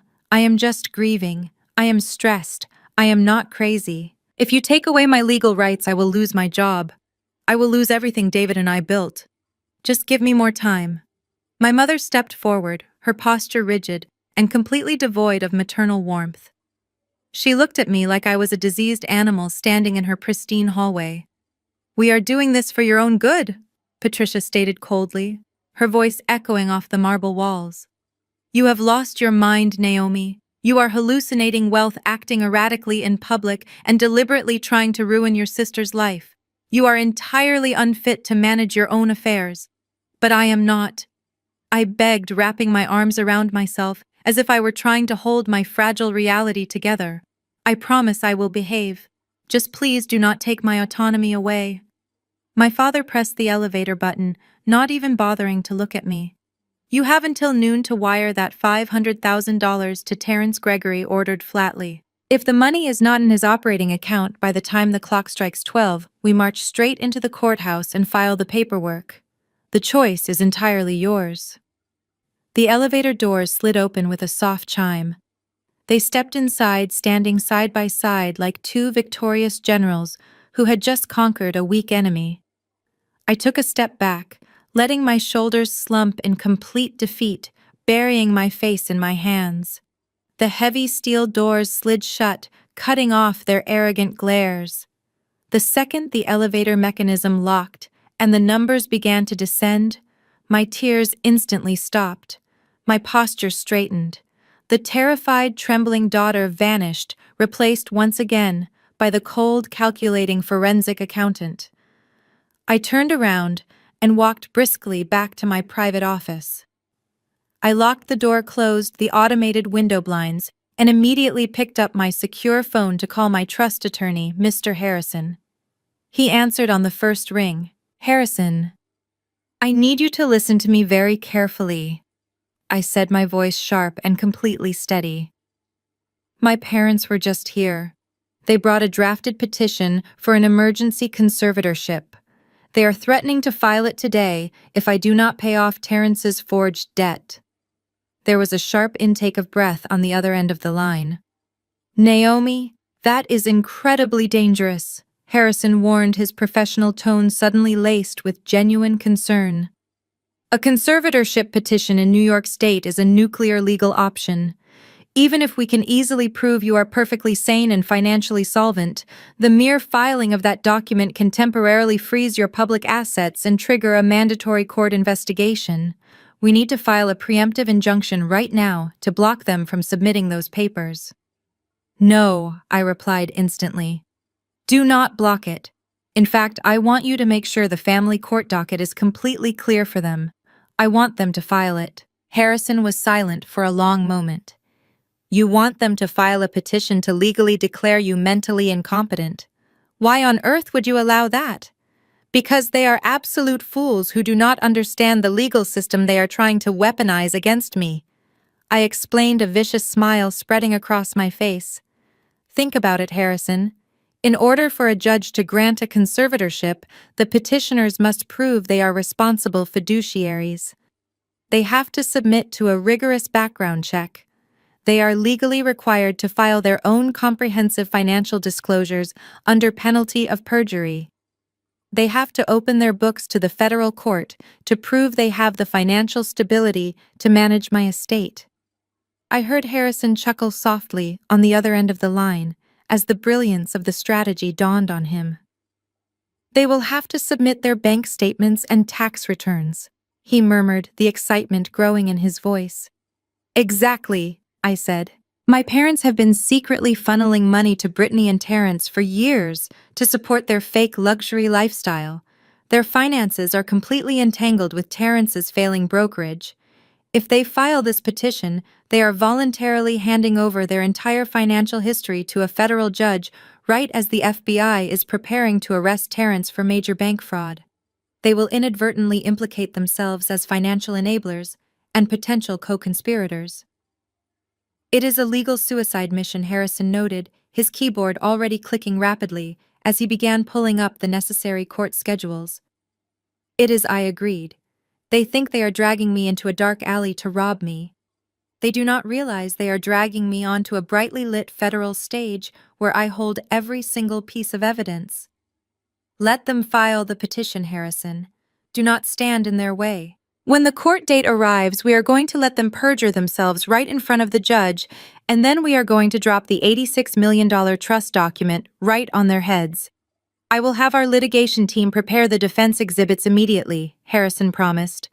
"We will let them dig the hole as deep as they possibly can." I hung up the phone and leaned back in my leather chair. It was barely 9 in the morning and the trap was now flawlessly set. I just had to wait for noon. Noon came and went in absolute silence. I did not log into my bank. I did not authorize any wire transfers. I simply sat at my desk and watched the clock tick past 12. By 1 o'clock, Mr. Harrison sent me a brief encrypted text message confirming that Gregory and Patricia had officially filed the emergency conservatorship petition with the New York Family Court. They had willingly submitted their preliminary financial disclosures alongside the psychiatric evaluation they bought from that corrupt doctor.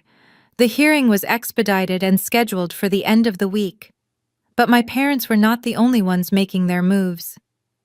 Almost exactly at the moment the legal paperwork was stamped, my phone began to vibrate aggressively on my desk. It started with a few direct messages from cousins I had not spoken to in years. Then came the barrage of text messages, angry voicemails, and notifications from various social media platforms. I opened my feed and immediately saw why.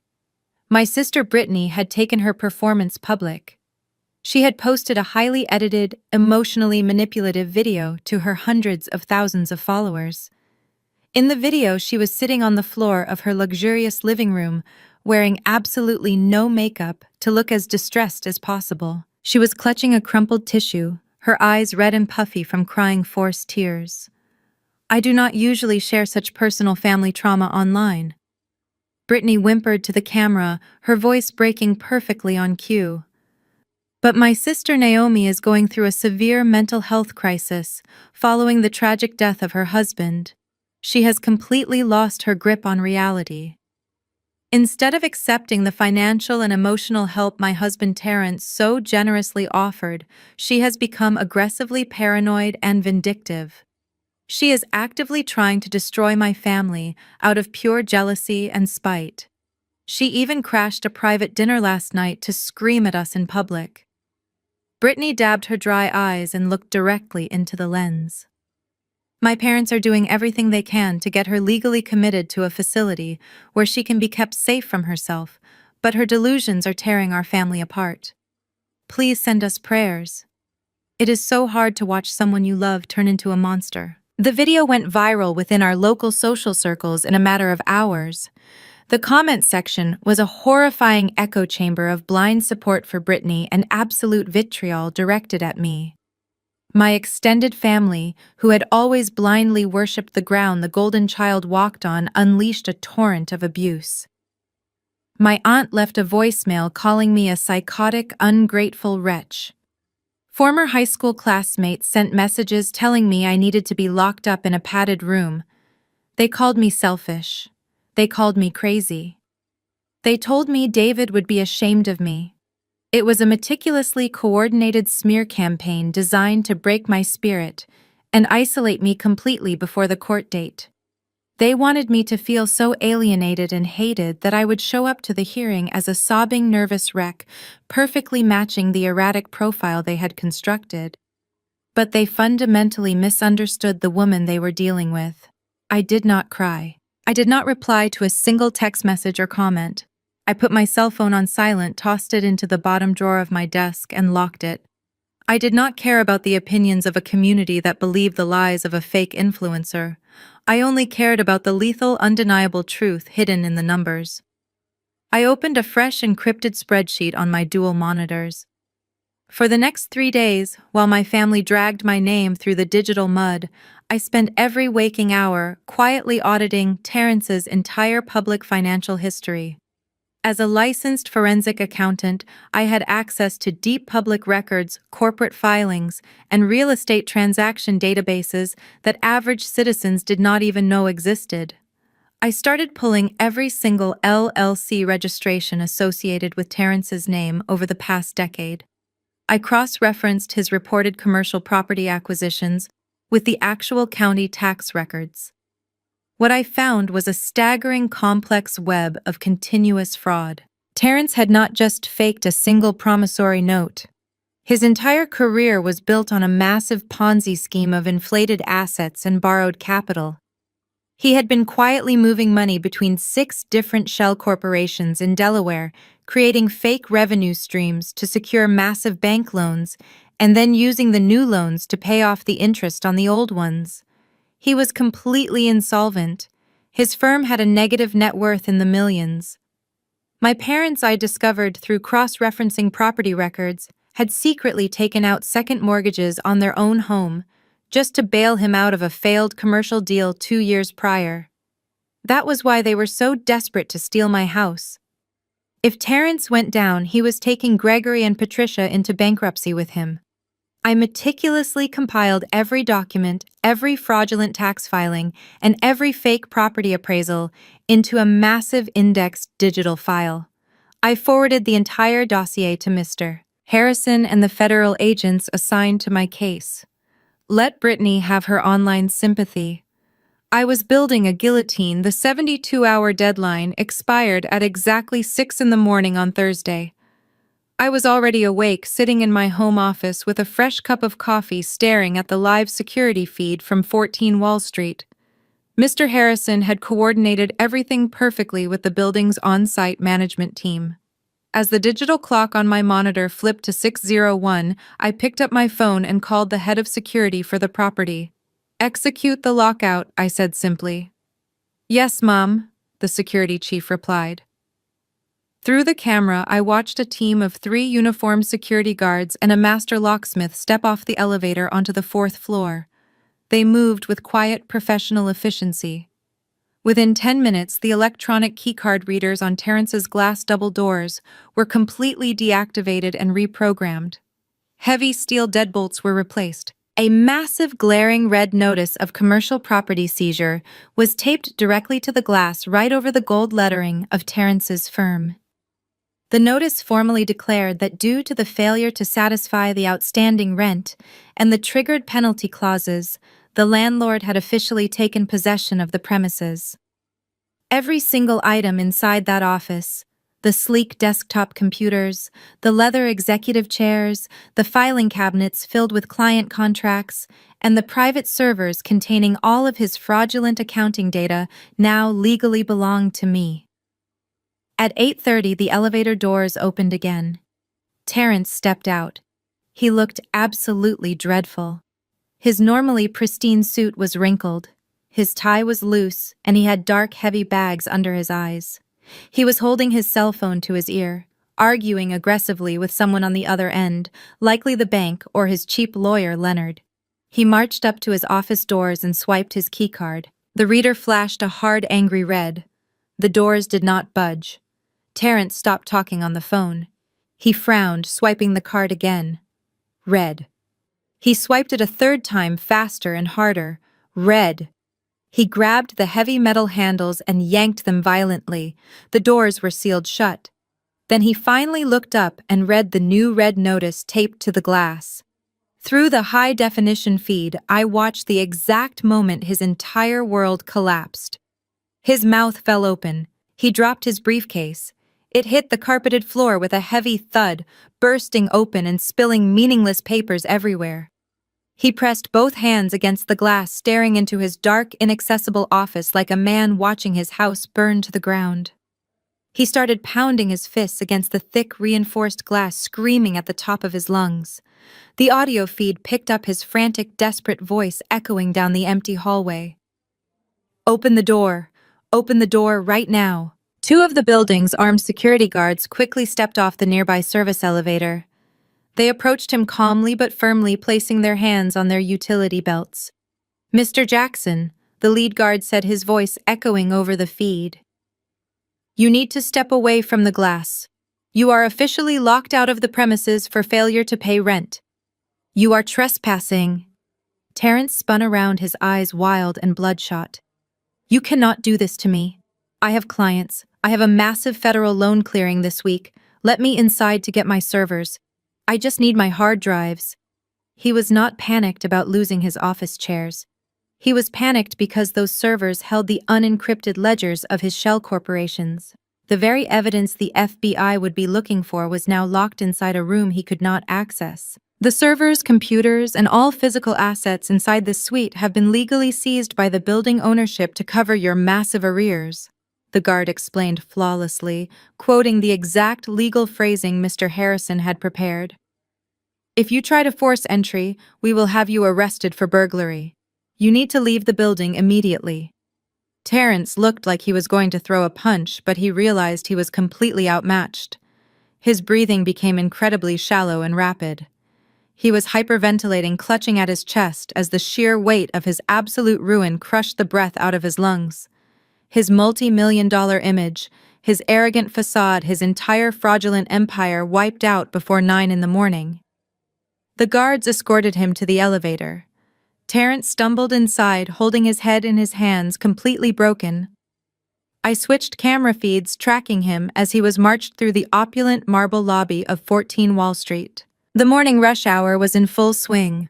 Dozens of highly successful financial professionals watched as he was publicly frog-marched out of the revolving doors by armed security.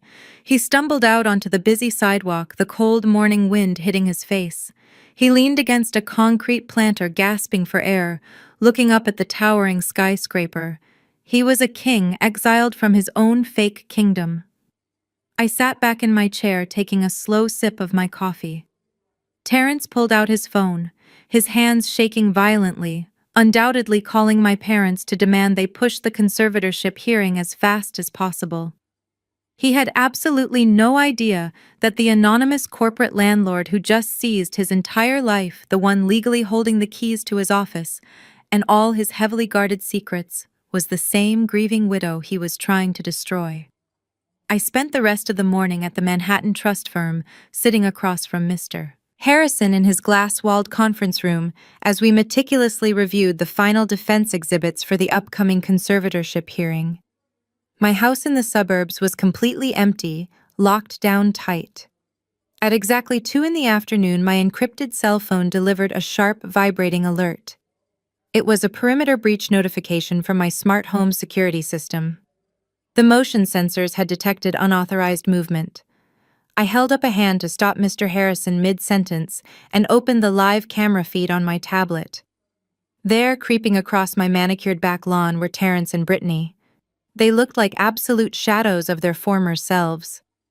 Terrence was still wearing the wrinkled suit from his public eviction that morning, his tie completely gone, his collar torn open.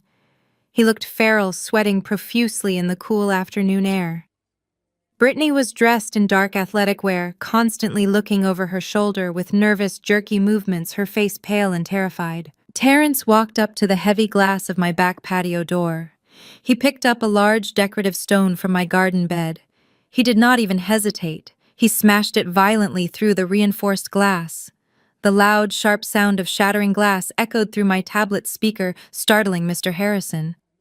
Terrence reached his bleeding arm through the jagged hole, unlocked the deadbolt from the inside, and pulled the door open. Mr. Harrison leaned over the table, staring at the screen in absolute disbelief. "Good heavens, Naomi," he whispered, his eyes wide. "They are actually breaking into your home. I will call the local police department right now.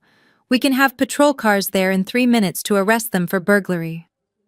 I reached out and pushed his hand away from his desk phone. "No," I said firmly, my eyes locked on the high-definition screen. "Do not call the local police. A simple breaking and entering charge in a municipal court is entirely too small for the trap I am building. If the local cops arrest them now, my parents will just post their bail by tonight and it will unnecessarily complicate the federal mandates. Let them dig the hole deeper. I want all of this on the federal record to prove their absolute financial desperation." I switched the camera angles, tracking their movements as they invaded my private sanctuary. They were frantic, tearing through my belongings with the messy, sloppy energy of drug addicts looking for a quick score. Terrence had clearly realized that his business was gone, his investors had fled, and the bank had frozen whatever meager funds he had left. He needed liquid cash immediately, likely to retain a criminal defense attorney for the impending fallout he could sense coming. Brittany sprinted straight upstairs to my master bedroom. I watched the camera feed from my ceiling smoke detector as she tore my closet apart. She was yanking clothes off hangers and pulling out shoeboxes, crying hysterically while she committed the crime. She was grabbing anything she thought held value, shoving my remaining designer shoes, some silk scarves, and a few silver picture frames into a heavy black garbage bag she had brought from her own home.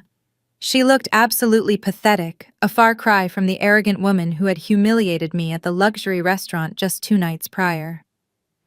Downstairs, Terrence practically destroyed my home office. He swept everything off my desk with a violent swipe of his arm, pulling out drawers and dumping my files onto the floor. He was desperately searching for cash-bearer bonds, or perhaps the original copies of David's financial records to somehow prove his forged debt was real. He found a small metal lockbox where I used to keep petty cash and smashed it open with a heavy brass paperweight. It was completely empty, of course. I had moved all valuables to a secure bank vault days ago. Terrence let out a loud scream of pure frustration, kicking my mahogany desk so hard he stumbled backward and fell onto the rug. He scrambled back to his feet, grabbed my backup laptop, a cheap wiped machine I used for basic internet browsing, and shoved it under his arm. He yelled upstairs for Brittany to hurry up, his voice cracking with panic. They ran back out through the shattered patio door, their arms full of garbage bags containing shoes, cheap electronics, and silver trinkets. They scrambled across the lawn and climbed over the back fence, like common thieves, terrified of their own shadows. They had broken multiple state laws and committed a felony burglary just to steal maybe $1,000 worth of pawnable items to survive the weekend. I saved the high-definition video files directly to my secure cloud server and forwarded them instantly to the FBI Fraud Division agent working on my case. The agent replied within seconds, confirming receipt of the footage. My family was no longer just committing white-collar financial crimes. They had escalated to physical burglary, flawlessly documenting their own desperate motive. The federal case was now absolutely airtight. I looked at Mr. Harrison, smiled, and told him to finalize the court documents. We were completely ready for the conservatorship hearing. Friday morning arrived with a cold, piercing wind sweeping through downtown Manhattan. I stood outside the massive granite columns of the federal family courthouse, taking a deep breath of the crisp air. Today was the day. The trap I had meticulously constructed over the past week was finally ready to be sprung. I smoothed out the skirt of my tailored charcoal gray business suit, gripped the handle of my single leather briefcase, and walked through the heavy revolving doors. When I stepped out of the elevator and into the long marble hallway leading to our assigned courtroom, I saw them immediately. My family was clustered together near the wooden double doors, projecting an aura of absolute unearned arrogance. Gregory and Patricia were dressed in brand-new designer clothing that I knew for a fact they had purchased on high-interest credit cards just to keep up appearances for the court. My mother was wearing a ridiculous amount of gold jewelry, trying to look like a responsible, wealthy matriarch. She wanted the judge to see a pillar of the community, not a desperate woman drowning in second mortgages, to fund her golden child's fake luxury lifestyle. Brittany was wearing a sleek black dress holding tightly onto Terrence's arm. Terrence had somehow managed to procure a fresh suit, desperately attempting to hide the fact that he was currently a man without an office, a business, or a future. The dark bags under his eyes were carefully concealed with makeup, but the frantic, twitchy energy of a cornered animal still radiated from him. He was banking his entire survival on this single legal maneuver. Standing next to them was a tall, thin man with a graying beard holding a thick medical clipboard. This was Dr. Eris Thorne, the private psychiatric evaluator my parents had hired. He was a notorious gun for hire in the family court system, a corrupt psychologist known for writing damning mental health evaluations without ever actually speaking to the patients he was diagnosing. As long as the check cleared, Dr. Thorne would testify that anyone was entirely insane. The moment Patricia spotted me walking down the hallway alone, a cruel, victorious smile spread across her face. She nudged Gregory, and the entire group turned to face me like a firing squad. They expected me to show up looking like a disheveled widow, trembling and begging for mercy. Instead, I walked toward them with the perfect icy composure of a corporate executive arriving at a hostile takeover. I carried no lawyer by my side, only the heavy leather briefcase that held their complete destruction. "Well, look who decided to show up." "My father." Gregory sneered, his voice echoing loudly in the quiet corridor. "We thought you might have locked yourself in the house after your little public meltdown the other night." I stopped a few feet away from them, keeping my grip steady on the leather briefcase. "I would not miss this for the world, Dad," I said smoothly. Brittany crossed her arms, looking me up and down with blatant disgust. "You should have just wired the money to Terrence when you had the chance, Naomi." Now you are going to lose everything. Dr. Thorne here has thoroughly reviewed your erratic public behavior and your absolute refusal to honor David's debts. He is going to explain to the judge exactly how far gone you really are. Once they stamp the conservatorship, we are taking control of your house by 5 o'clock today. Terrence stepped forward, leaning in close, trying to intimidate me. It is over, Naomi, he hissed, his breath smelling of stale coffee and pure anxiety. You thought you could play games with my money. But I always win. You are walking out of here today as a legal ward of the state. I looked directly into Terrence's bloodshot eyes. He was so incredibly stupid. He thought this courtroom was his salvation, completely unaware that the federal agents I had been communicating with were already stationed inside the building, waiting for the perfect moment to strike. Before I could respond, the heavy wooden doors of the courtroom swung open. A uniformed bailiff stepped out into the hallway. Case number 409, the bailiff announced loudly. In the matter of the emergency conservatorship petition for Naomi, all parties may now enter the courtroom. Honorable Judge Miller is presiding. My mother patted Dr. Thorne's arm and shot me one final triumphant glare before leading the group inside. Terrence bumped his shoulder aggressively against mine as he walked past. I let them go first. I took one last steadying breath, feeling the solid weight of the evidence inside my briefcase. I followed them into the courtroom, absolutely ready to burn their entire world to the ground. There would be no escape, no second chances, and absolutely no mercy for any of them. I walked down the center aisle of the courtroom, my heels clicking softly against the polished hardwood floor, and took my seat at the empty defense table. I placed my leather briefcase on the heavy oak desk and folded my hands neatly in my lap. Across the aisle at the petitioner's table, my parents, Brittany Terrence, and their cheap lawyer, Leonard Clark, were practically buzzing with nervous excitement. Judge Miller, a stern-looking woman in her late 50s, entered the room and took her seat at the high bench. She slammed her wooden gavel once, bringing the room to an immediate heavy silence. She adjusted her glasses, looked down at the thick file my parents had submitted, and signaled for the petitioners to begin their opening statements. Leonard Clark stood up, buttoning his ill-fitting suit jacket. He walked toward the center of the room, putting on a face of deep theatrical concern. Your Honor. Leonard began, his voice dripping with fake sympathy. We are here today because a family is desperately trying to save one of their own. Since the sudden and tragic passing of her husband, the respondent Naomi has suffered a catastrophic break from reality.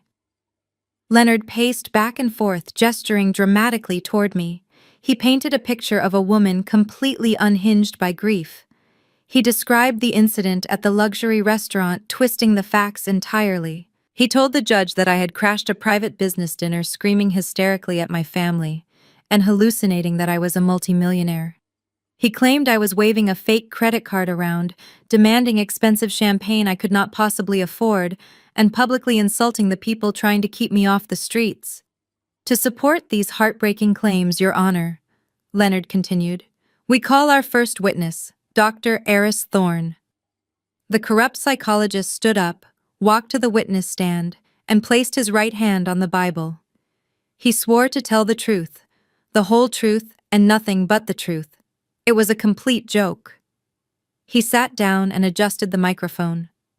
Dr. Thorne spoke with a smooth, practiced authority.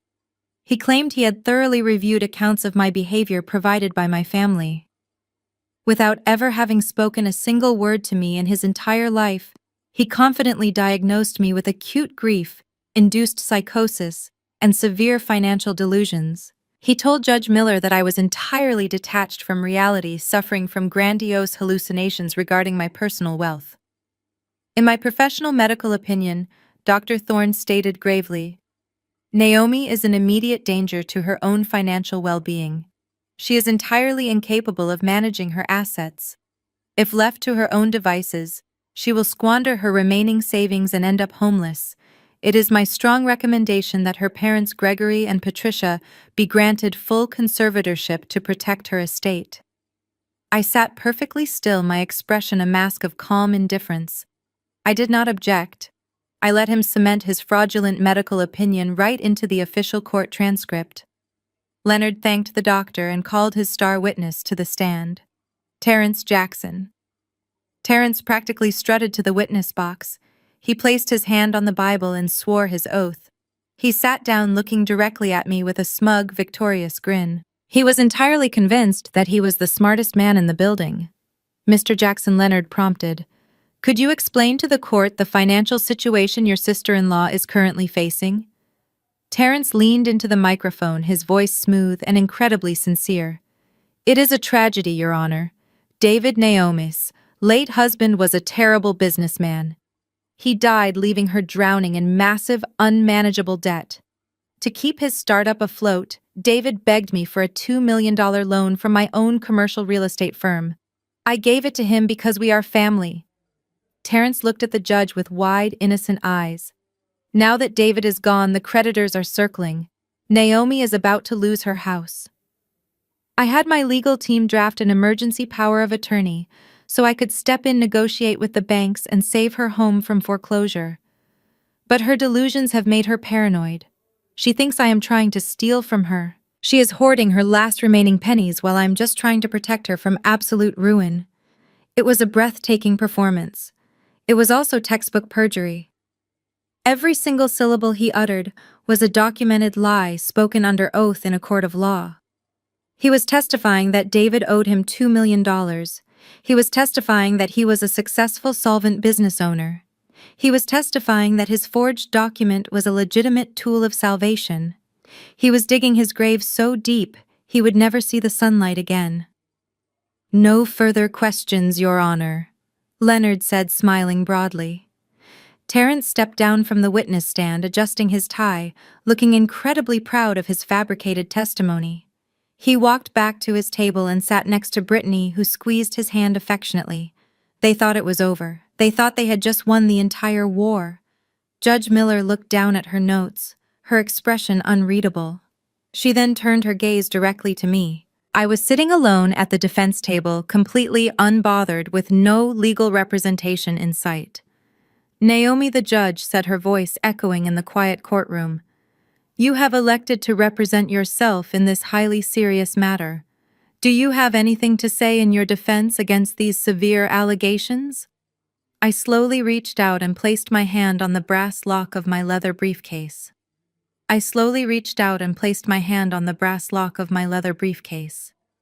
The sharp metallic click of the latches echoing through the silent courtroom sounded like the cocking of a loaded weapon.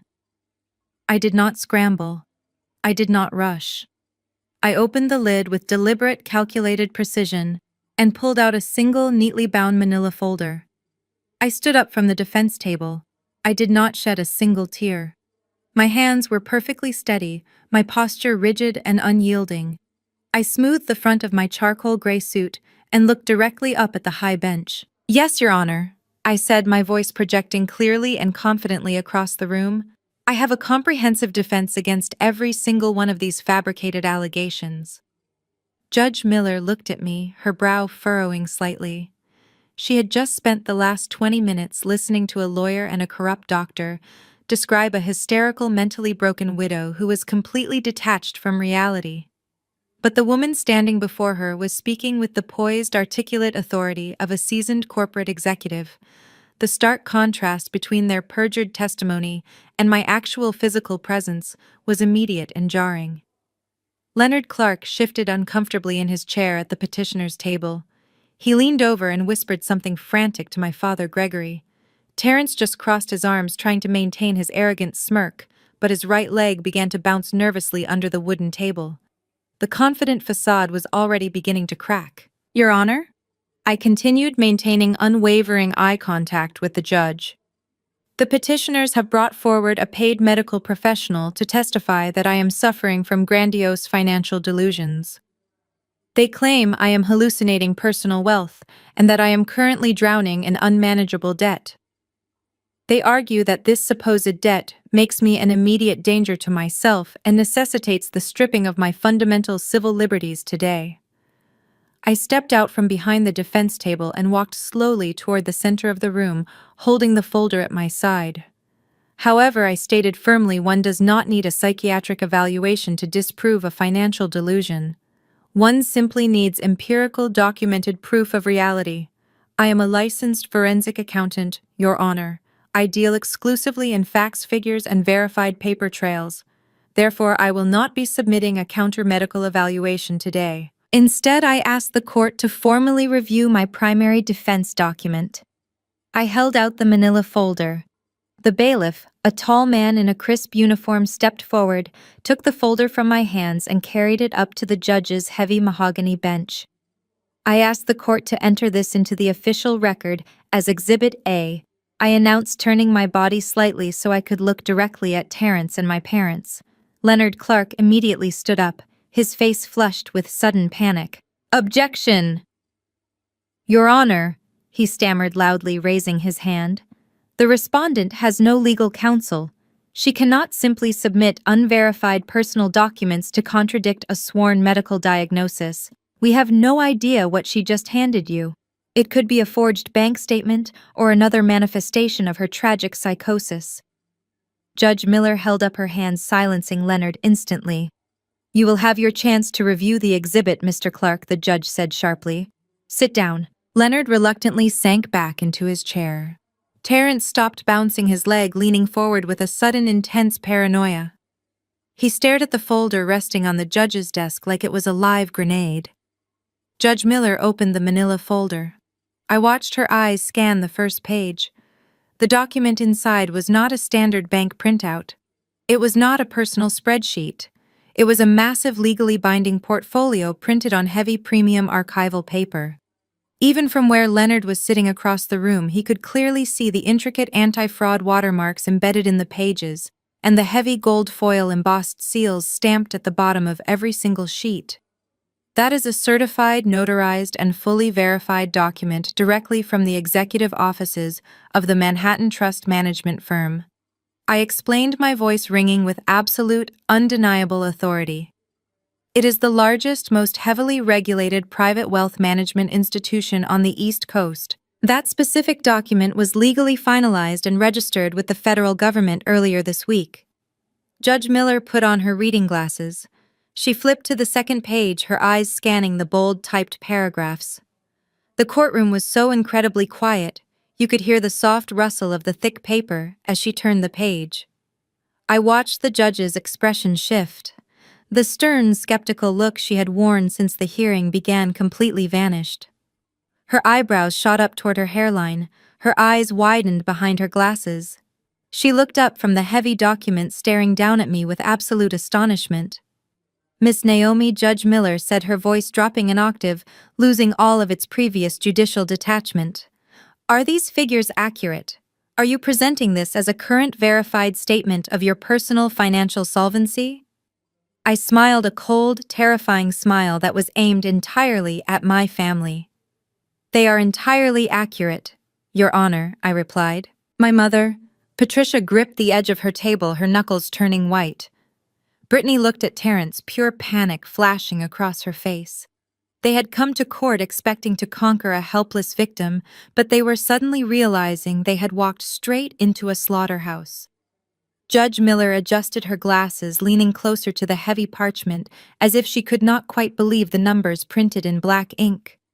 The silence in the courtroom was absolute, broken only by the hum of the ventilation system. "Are you telling this court," the judge began, her voice steady but laced with unmistakable shock, "that you are the sole legal beneficiary of the David Trust, and that the verified liquid assets currently held within this trust total $86 million. "I am, Your Honor," I replied calmly. "And as you will see on page 4 of that same document, the trust also includes the absolute ownership of 2 major commercial real estate properties located directly in the Manhattan Financial District." My late husband was not a failure drowning in debt. He was a quiet, brilliant investor who secured my financial future perfectly. I have absolutely no debt. I have absolutely no need for a conservator. A collective gasp escaped from my family table. Brittany covered her mouth with both hands, her eyes wide with shock and a sudden sickening wave of envy. My mother Patricia looked like she had just been physically struck. She stared at me, her jaw hanging slightly open, her mind desperately trying to process the fact that the daughter she had treated like garbage for 34 years was now sitting on a fortune they could not even comprehend. Leonard Clark stood up, his face a blotchy red. "Your Honor, this is preposterous. Even if this document is real, which we still heavily dispute, having money does not mean a person is mentally stable. In fact, sudden wealth could be exactly what triggered her erratic behavior and her paranoid delusions regarding her brother-in-law completely legitimate business loan." Judge Miller held up a hand, silencing him again. She looked over the rims of her glasses directly at Terrence, who was sitting incredibly rigid in his chair. "Mr. Clark," the judge said sharply, "if your client is the successful commercial real estate broker he just testified to being under oath, and if he supposedly loaned David $2 million from his thriving operating fund, then why does the respondent financial statement list him as a delinquent tenant?" Leonard froze. "Excuse me, Your Honor." I stepped forward, taking control of the narrative before Leonard could even attempt to formulate a lie. "If you turn to page 7, Your Honor," I said smoothly, pointing toward the heavy folder on the bench, "you will find the tenant manifesto for one of my newly acquired commercial properties. Specifically, the building located at 14 Wall Street." Terrence's head snapped up. His eyes locked onto mine, wide and wild. The arrogant smirk was completely gone, replaced by a look of dawning absolute horror. "As the new legal owner of that building," I continued, my voice echoing clearly across the room, "I recently had to execute a commercial lockout. The tenant occupying the 4th floor had defaulted on their lease. They were over 60 days behind on rent, unable to pay even their basic operating expenses. I had to legally seize all of their computer servers and office assets just yesterday morning." Judge Miller flipped to page 7. She read the highlighted section and then looked up, her gaze fixing like a laser beam on Terrence. "The delinquent tenant listed here," Judge Miller read aloud, her voice cold and commanding, "is a commercial real estate brokerage registered to Terrence Jackson." The color drained from Terrence's face so fast he looked like a corpse. His skin turned a sickly ashen gray. He slumped back in his wooden chair, the breath rushing out of his lungs in a ragged gasp. He finally understood. The aggressive legal notice taped to his glass doors, the tripled rent, the sudden brutal eviction that had completely destroyed his business less than 24 hours ago. It was not a faceless corporate landlord, it was me. I was the one holding the keys. I was the one who had locked him out on the street. "You," Terrence whispered, his voice trembling so violently it was barely audible. "It was you." "Yes, Terrence," I said, looking down at him with absolute freezing contempt. "It was me. You stood up there under oath and testified that you were a wealthy savior trying to rescue me from my husband's debts. But the reality is, you are a completely broke, failed broker who could not even afford to pay rent in a building that I now own. You have perjured yourself in a federal court to try and steal my home simply because you were desperate to cover your own massive financial failures." My father Gregory tried to speak, but the words died in his throat. Patricia looked at Terrence, the realization hitting her that the brilliant son-in-law she worshipped was actually completely insolvent. The entire foundation of their fake, luxurious reality had just shattered into a million irreparable pieces right in front of the judge. I did not give them a single moment to recover from the shock. While Terrence sat frozen in his wooden chair, gasping for air like a fish thrown onto dry land. I reached back into my leather briefcase. "Your Honor," I said, bringing the judge's attention back to the bench. "The fact that the petitioner's son-in-law is completely bankrupt is certainly relevant to their underlying motives, but the true danger they pose to the public lies in what they were willing to do to secure capital. I would like to submit Exhibit B into evidence." I handed a secondary manila folder to the bailiff, who promptly delivered it to the judge. "This is a certified copy of an emergency power of attorney," I explained smoothly. "Terrence Jackson presented this exact document to a federal bank branch just 3 days ago. He was attempting to secure a $500,000 line of credit against my fully paid-off home. He claimed I signed it willingly because I was mentally unfit to manage my own affairs due to my overwhelming grief. Leonard Clark jumped up, his voice cracking with desperation. Your Honor, I vehemently object. We are here for a family court conservatorship hearing, not a financial audit of my client. This is entirely outside the scope of this petition. Judge Miller waved him down immediately, her face hardening into a mask of judicial wrath. The petitioner financial integrity is the absolute core of a conservatorship hearing, Mr. Clark, she snapped loudly. If your client is using fraudulent documents to seize assets, this court absolutely needs to know about it. Sit down and remain silent. Proceed, Naomi. I turned toward the heavy wooden doors at the back of the courtroom. To fully authenticate Exhibit B, I have asked a colleague to provide a brief expert testimony. I call Special Agent Thomas Carter from the Federal Bureau of Investigation Financial Crimes Division to the stand. A collective gasp rippled through the courtroom. My mother, Patricia, let out a tiny, high-pitched squeak of absolute terror, pressing her hands against her pale cheeks. The heavy doors swung open, and Agent Carter, a tall, imposing man in a sharp, dark suit, walked purposefully down the center aisle. He bypassed the petitioner's table without a single glance, swore his oath on the Bible, and took his seat in the witness box. Agent Carter, I said politely, stepping back to give him the floor. Could you please explain to the court the nature of the signature found on Exhibit B? Agent Carter leaned into the microphone, his voice echoing with federal authority. Gladly. The signature on that document is a registered honeypot. It is a specific legally documented forgery designed by Naomi and her late husband years ago as an active fraud alert mechanism. When Terrence Jackson submitted this document to the bank, the signature instantly triggered an automatic federal review. The document is not just invalid. Submitting it to a federally insured institution to secure funds is the textbook definition of felony bank fraud. Terrence practically slid out of his chair.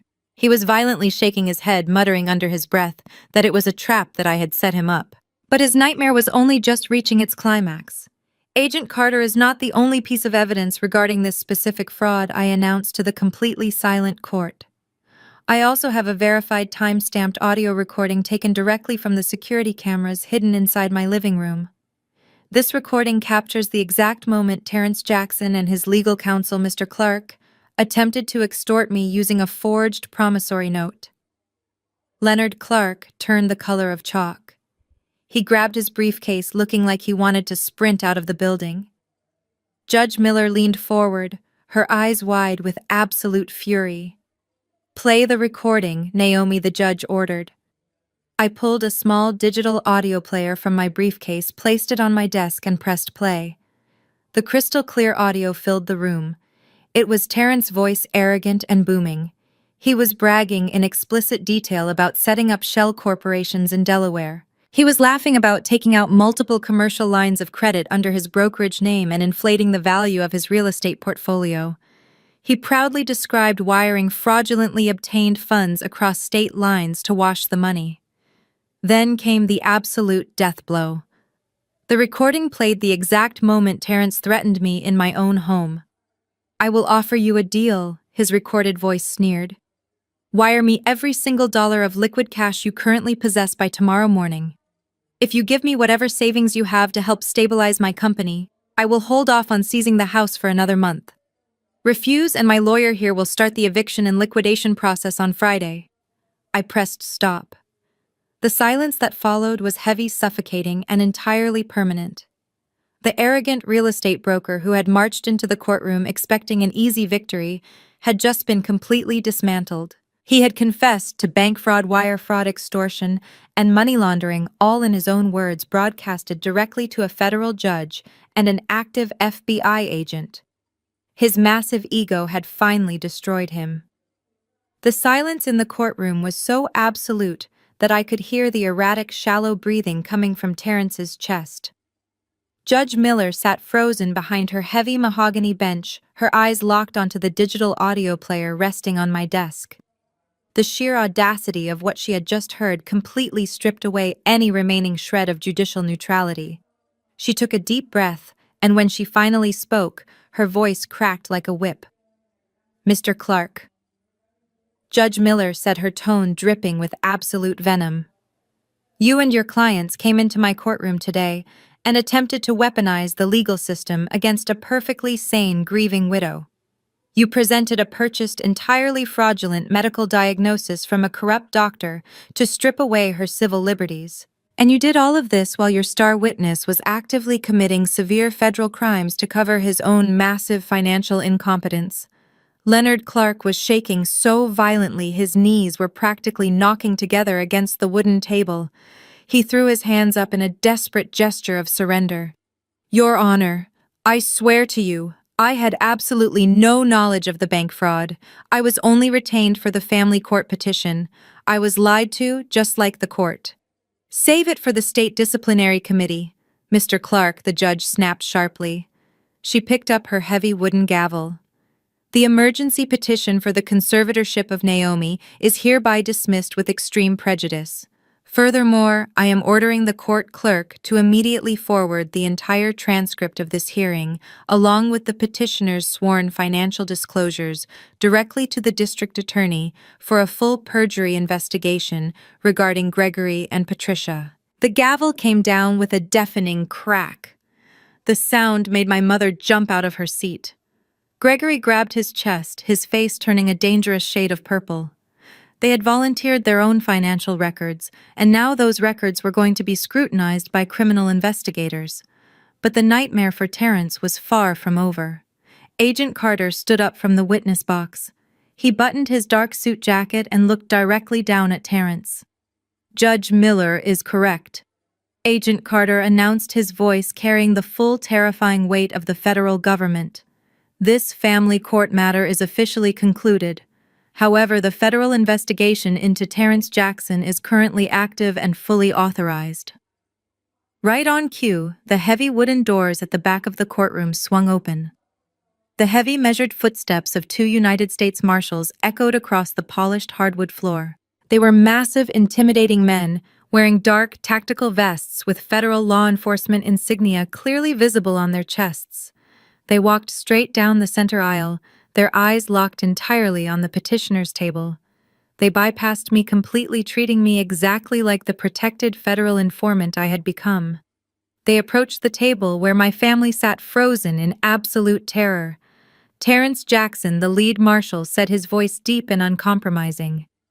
"You are under arrest for federal bank fraud, wire fraud, and criminal extortion. Please stand up and place your hands behind your back." Brittany let out a blood-curdling scream. She grabbed onto Terrence's arm, pulling him toward her as if she could physically shield him from the federal agents.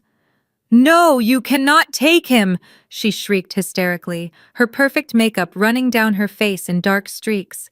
"He is a wealthy broker. You are making a mistake. Naomi is the one who is crazy. She set us up." But Terrence knew it was not a mistake. All the arrogance, all the fake Wall Street bravado had completely drained out of his body.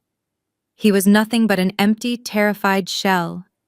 He gently pushed his screaming wife away and slowly stood up from his chair. He did not look at me. He stared blankly ahead as the marshal grabbed his arms and forcefully pulled them behind his back. The sharp metallic click of the heavy steel handcuffs snapping shut around his wrists echoed through the room. It was the sweetest sound I had ever heard. It was the sound of absolute justice. The second marshal began reading Terrence his rights with cold, practiced efficiency. They turned him around and began marching him toward the back doors. Brittany collapsed onto the floor, sobbing uncontrollably.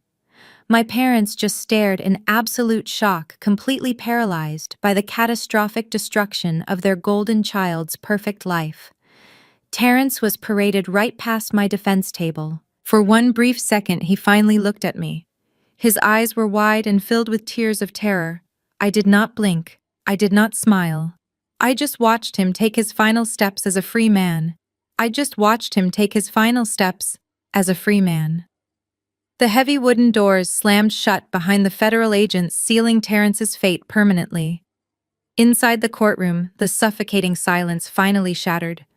It did not break with tears of sorrow, but with the frantic, ugly sounds of absolute self-preservation. The illusion of our perfect, united family had been entirely vaporized the moment Judge Miller mentioned a perjury investigation. My father, Gregory, collapsed back into his wooden chair, clutching his chest as he gasped for air. He was a man who had spent his entire life obsessing over his pristine reputation at the country club.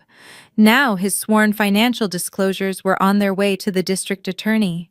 He knew exactly what the criminal investigators would find. They would find the hidden second mortgages, the illegal asset transfers, and the thousands of dollars he and my mother had secretly funneled into Terrence's fraudulent shell corporations to keep their golden child living in luxury. My mother, Patricia, stood frozen for a few seconds before her survival instincts violently kicked in. She looked at the closed doors, then looked down at her hands, and finally turned her gaze toward Brittany. The maternal warmth she had faked for decades vanished completely. She did not kneel to comfort her sobbing, hysterical daughter. Instead, her face twisted into a mask of pure, self-righteous fury. "This is your fault," Patricia suddenly shrieked, her voice echoing off the high ceiling of the courtroom. She pointed a trembling finger directly at Brittany's face. "You and that criminal husband of yours did this. You dragged us into this mess. We only signed those financial disclosures because Terrence swore the money was guaranteed. You lied to us, Brittany. You told us he was a genius. You told us he was saving Naomi." Brittany stopped crying, looking up at our mother in absolute shock. The golden child who had never faced a single consequence in her entire 32 years of life was suddenly being thrown directly underneath the wheels of a moving bus by her own biggest protector. "I lied to you," Brittany screamed back, scrambling to her feet. Her black dress was wrinkled, her perfect hair was a mess. "You knew exactly what he was doing. You knew his firm was failing for years. You took out a second mortgage on your own house to bail him out because you were too embarrassed to admit your perfect daughter married a broke loser. You are just as guilty as he is." Leonard Clark, the cheap lawyer, frantically backed away from the table, practically pressing himself against the wall to avoid being associated with the imploding family. Gregory suddenly jumped up, his face red with rage. "Shut your mouth, Brittany," he bellowed. "Do not say another word in this room. We were trying to protect you. We bankrupted ourselves to pay for your ridiculous designer lifestyle. Protect me!" Brittany laughed hysterically, her voice shrill and manic. "You did not care about protecting me. You just wanted the bragging rights. You wanted to parade Terrence around like a trophy while you treated Naomi like absolute garbage. You sat in her living room and helped him plan how to steal her house. Do not act like you are innocent victims now that the FBI is involved. You enabled every single thing he did." The courtroom had devolved into a complete circus. The toxic foundation of our family was fully exposed, and they were viciously tearing each other to pieces to save their own skins. They had spent my entire life presenting a united front against me, but the moment the threat of federal prison was introduced, loyalty evaporated. Patricia lunged forward, raising her hand as if she was going to physically strike her favorite daughter right in front of the judge. "That is enough," Judge Miller roared, slamming her gavel down multiple times. "Bailiffs, remove these people from my courtroom immediately. If they want to confess to federal crimes, they can do it in a holding cell." Two uniformed court officers quickly grabbed Gregory and Patricia by their arms while a third officer physically separated Brittany from her mother. They were dragged down the center aisle screaming and cursing at each other. Patricia was calling Brittany an ungrateful brat. Brittany was screaming that her parents were going to rot in prison. They did not even look at me as they were forcefully escorted out the doors. They had completely forgotten the wealthy widow they came to conquer. They were entirely consumed by the monster they had created together. I remained calmly seated at the defense table, watching the chaotic exit with absolute serene satisfaction. The trash was finally taking itself out. 8 months have passed since that spectacular implosion in the federal courthouse. The legal fallout was swift, brutal, and entirely merciless. Terrence Jackson, the arrogant broker who thought he could outsmart the federal banking system and steal my home, was officially sentenced to 8 years in a federal penitentiary. The prosecution did not even have to work hard to secure the conviction. Between the honeypot signature on the forged documents, the crystal-clear audio recording from my living room, and the unencrypted financial servers I legally handed over to the FBI after the commercial lockout, his expensive defense attorney practically begged for a plea deal. Terrence lost his real estate license, his fake corporate empire, and his freedom. He will spend the next 8 years sitting in a small concrete cell, wearing a standard-issue jumpsuit, having plenty of time to reflect on the exact moment he decided to cross a forensic accountant. Without Terrence's fraudulent cash flow, Brittany's fake luxury lifestyle completely evaporated overnight. The banks foreclosed on her massive house, repossessed her leased luxury vehicles, and froze all of her joint accounts. She tried to pivot, taking to the internet to launch another tearful smear campaign, casting herself as the innocent betrayed wife who knew absolutely nothing about her husband's elaborate financial crimes. But the internet is undefeated. Someone leaked the court transcripts, including her own manic admission that she knew Terrence's firm was failing. Her followers turned on her, immediately flooding her pages with angry comments. Her corporate sponsors dropped her social media empire was permanently destroyed, and she became a local pariah. I eventually heard through the grapevine that the former golden child is currently living in a cheap rundown motel on the outskirts of the city. She was even caught trying to pawn the exact same designer handbags she stole from my bedroom just to afford basic groceries. As for my parents, Gregory and Patricia, their desperate attempt to save their own skins failed spectacularly. The district attorney launched a full perjury and financial fraud investigation based on the fake conservatorship documents they willingly submitted. To avoid serving actual jail time as co-conspirators, they had to liquidate almost everything they owned to pay exorbitant legal fees, restitution, and federal fines. They were forced to sell their pristine suburban home at a massive loss. The prestigious country club they loved so much permanently revoked their membership in disgrace. Their wealthy friends entirely shunned them, refusing to associate with admitted fraudsters. They are now trapped in a cramped rented apartment, drowning in crushing debt, spending their days bitterly screaming at each other in a miserable echo chamber of their own making. I did not attend Terrence's sentencing hearing. I did not reach out to Brittany when she lost her home, and I did not answer the frantic, pleading voicemails my mother left me before I changed my phone number. I enacted a strict, absolute no-contact boundary with all of them. I cut the dead weight from my life completely, and without a single ounce of regret. Instead of dwelling on the past, I focused entirely on my future. I sold the house in the suburbs. It held too many memories, both good and incredibly toxic. I officially took over the management of the David Trust and the 2 commercial buildings on Wall Street.